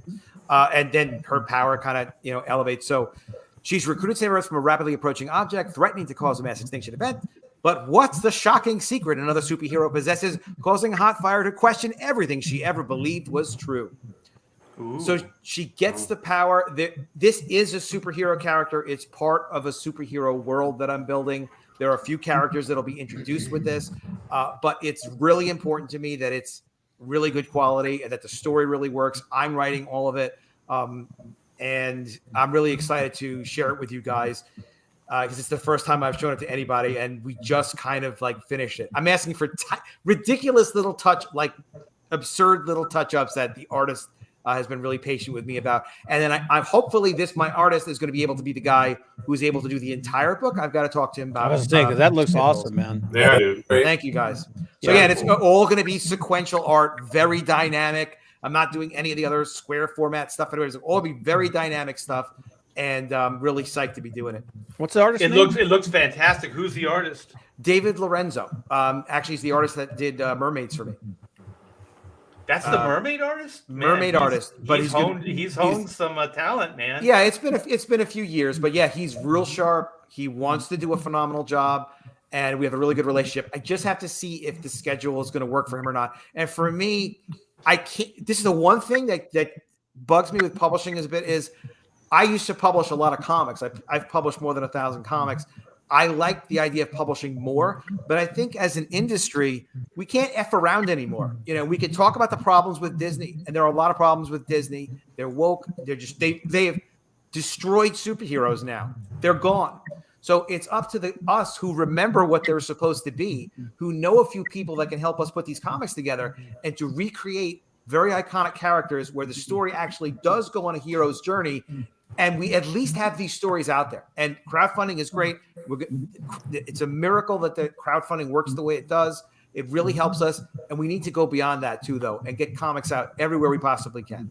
And that's where people are like, Adam, why are you holding back a little bit? Because what I've wanted to do has always been so big that it is completely unrealistic. But it has to happen. And it starts with one book. Well, I'm talking to BlackRock right now. We're going to get some investors in here, and we're going to sell our souls, and we're going to go woke, baby. We're going to need some money in here. We'll get some child slave labor on this. If not, we're going to get Blackwater, and we'll send them after the people that don't give us money. But We don't need that much money. We just got to control our numbers, control our expenses, watch the production really carefully. I'm going back like old school, how I used to do things, except like just make sure that we can keep our promises, make sure the story is always good. Not every book I ever published was great. Some of the books I published, like with Adam Polina, Chromie Man, were great. Just make great stuff. But we really got to get these books out while there's still time to do it, while we still know how to do it and we're still able to do it, and while crowdfunding is still working.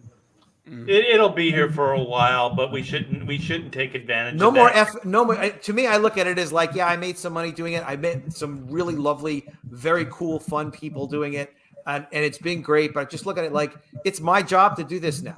Not like everyone else can't do it. It's just, but it's all our jobs to do it. If we care about making stuff good and getting it out, then we've got to go do it. So well, we were talking years right. ago about like a central distributor or distribution where we could have like send it overseas and all this other stuff. And Bob's giving me the No. I'm not doing that. I'm just saying, I want to add to what you guys are sort of talking about as far as like I made a tweet recently that said, either eventually a publisher is going to come in here and go after the cream of the crop and say, hey, let's, you have a wide enough audience, you guys, let's put these books under one banner, or we do it ourselves and we kind of unite.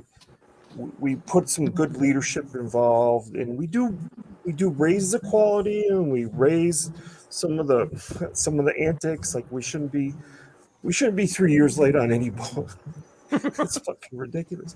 If we had leadership, we might have schedules and deadlines and things that we can build into. I don't want that. I don't want that to happen. Yeah.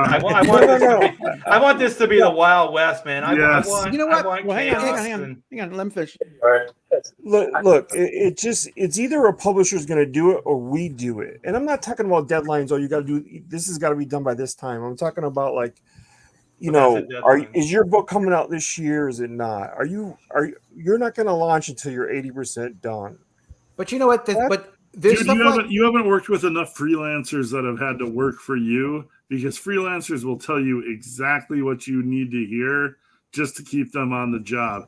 Like I prefer this being like what Art said, the Wild Wild West.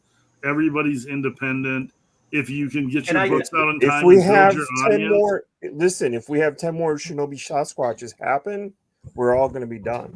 I disagree. They will, because there's already been 10 Shinobi Sasquatches in crowd. You'll have an audience. Man, we got next week's topic right here. That's good. Go. No, so anyway, I hate it. finish it up. No, you get what I'm saying. I think that this one way or another. Great in theory. I don't think it works in reality. Look at it like this. Brian Polito has obviously a very successful business. Brian Polito, he's doing his. Well, he's got a whole crew with him too, but he knows what he wants to do. He knows how he wants to do it, and he's willing to make it happen. He does it. He's on, obviously crowdfunding, but he also has his own website. He sells direct. He sells through comic stores. Comic stores bring in extra customers for his next crowdfunding. Very good businessman. Content. Yeah, he's very sophisticated with all that stuff. We don't all have to turn out to be like him, but whoever wants to do a thingy like that and say, hey, I've got a cool character. I can work with different creators and put this character out. I could do more releases of this character. I can introduce other characters. If you want to do your business that way, it's cool. Like on YouTube, if you're talking about like, Ethan had a book that was very late, this recent Cyberfrog book, but it's obviously a gorgeous book. It's a passion work. He's very communicative with everybody who supported the campaign. If anyone wanted a refund, he gave him the refund. And I only mention him because he's him. He's the biggest of the big. But he'll communicate with people, and it's up to him. If a creator wants to take as much time as they feel like they need to take to put their book out, it really is God bless them. It doesn't kill CG. It doesn't kill comics. I don't believe. It's between you and the backers. Yeah, it's between you. It's you and the backers. If anything, Ethan has proved is between him and the backers, and everybody who appreciates him. Cecil's book is super late. It's going to be shipping soon. Phenomenal. So. And he had his reasons for it. And I think of it as like, so you may not want to back if campaign. Cecil does another book, though, I bet you'll do really good. Well, he'll do great. So it's up to the individual customer. But that's also why we have to have our own platforms as well. And then also tell people what you're about, what you're trying to do. So I think that, like you said, Art, I think this is a really good idea for the next show. Yeah, let's get into this. We'll talk about. We've touched on the possibility of like doing things like that, or even other things. Let's do that. Yeah, beautiful. It's a good idea. All right, man. Well, I want to thank everybody again in the chat here. I want to thank for the super chats. That was excellent. I want to thank everybody. The Pontificators rocks. I'm so glad we got Rob Hunter in here now. Yeah, welcome, Rob. He's a good addition. And Adam Post, anytime, brother. I love it. Always welcome. I am going to wear out my welcome. I'll be here soon. No, it was great having you on here. It was awesome. It's a pleasure. Clint, you know a lot more about Disney than you let on, brother. I know a lot about drinking, and then I just know a lot about talking while I'm drinking. You know who Nelson Peltz was. And you know a lot about, what do you know a lot about? Bazongas. Yeah. Sexy ladies. All the important stuff. Yes. Oh, and just huge tracts of land. My party shot. All these links, Indiegogo's pre-launch, they're all in the description. So click on those, back the books, sign up for the books, and thanks again. And we'll see you next week on another Pontificators. Take care, everyone. Have a good night. Good night, everybody.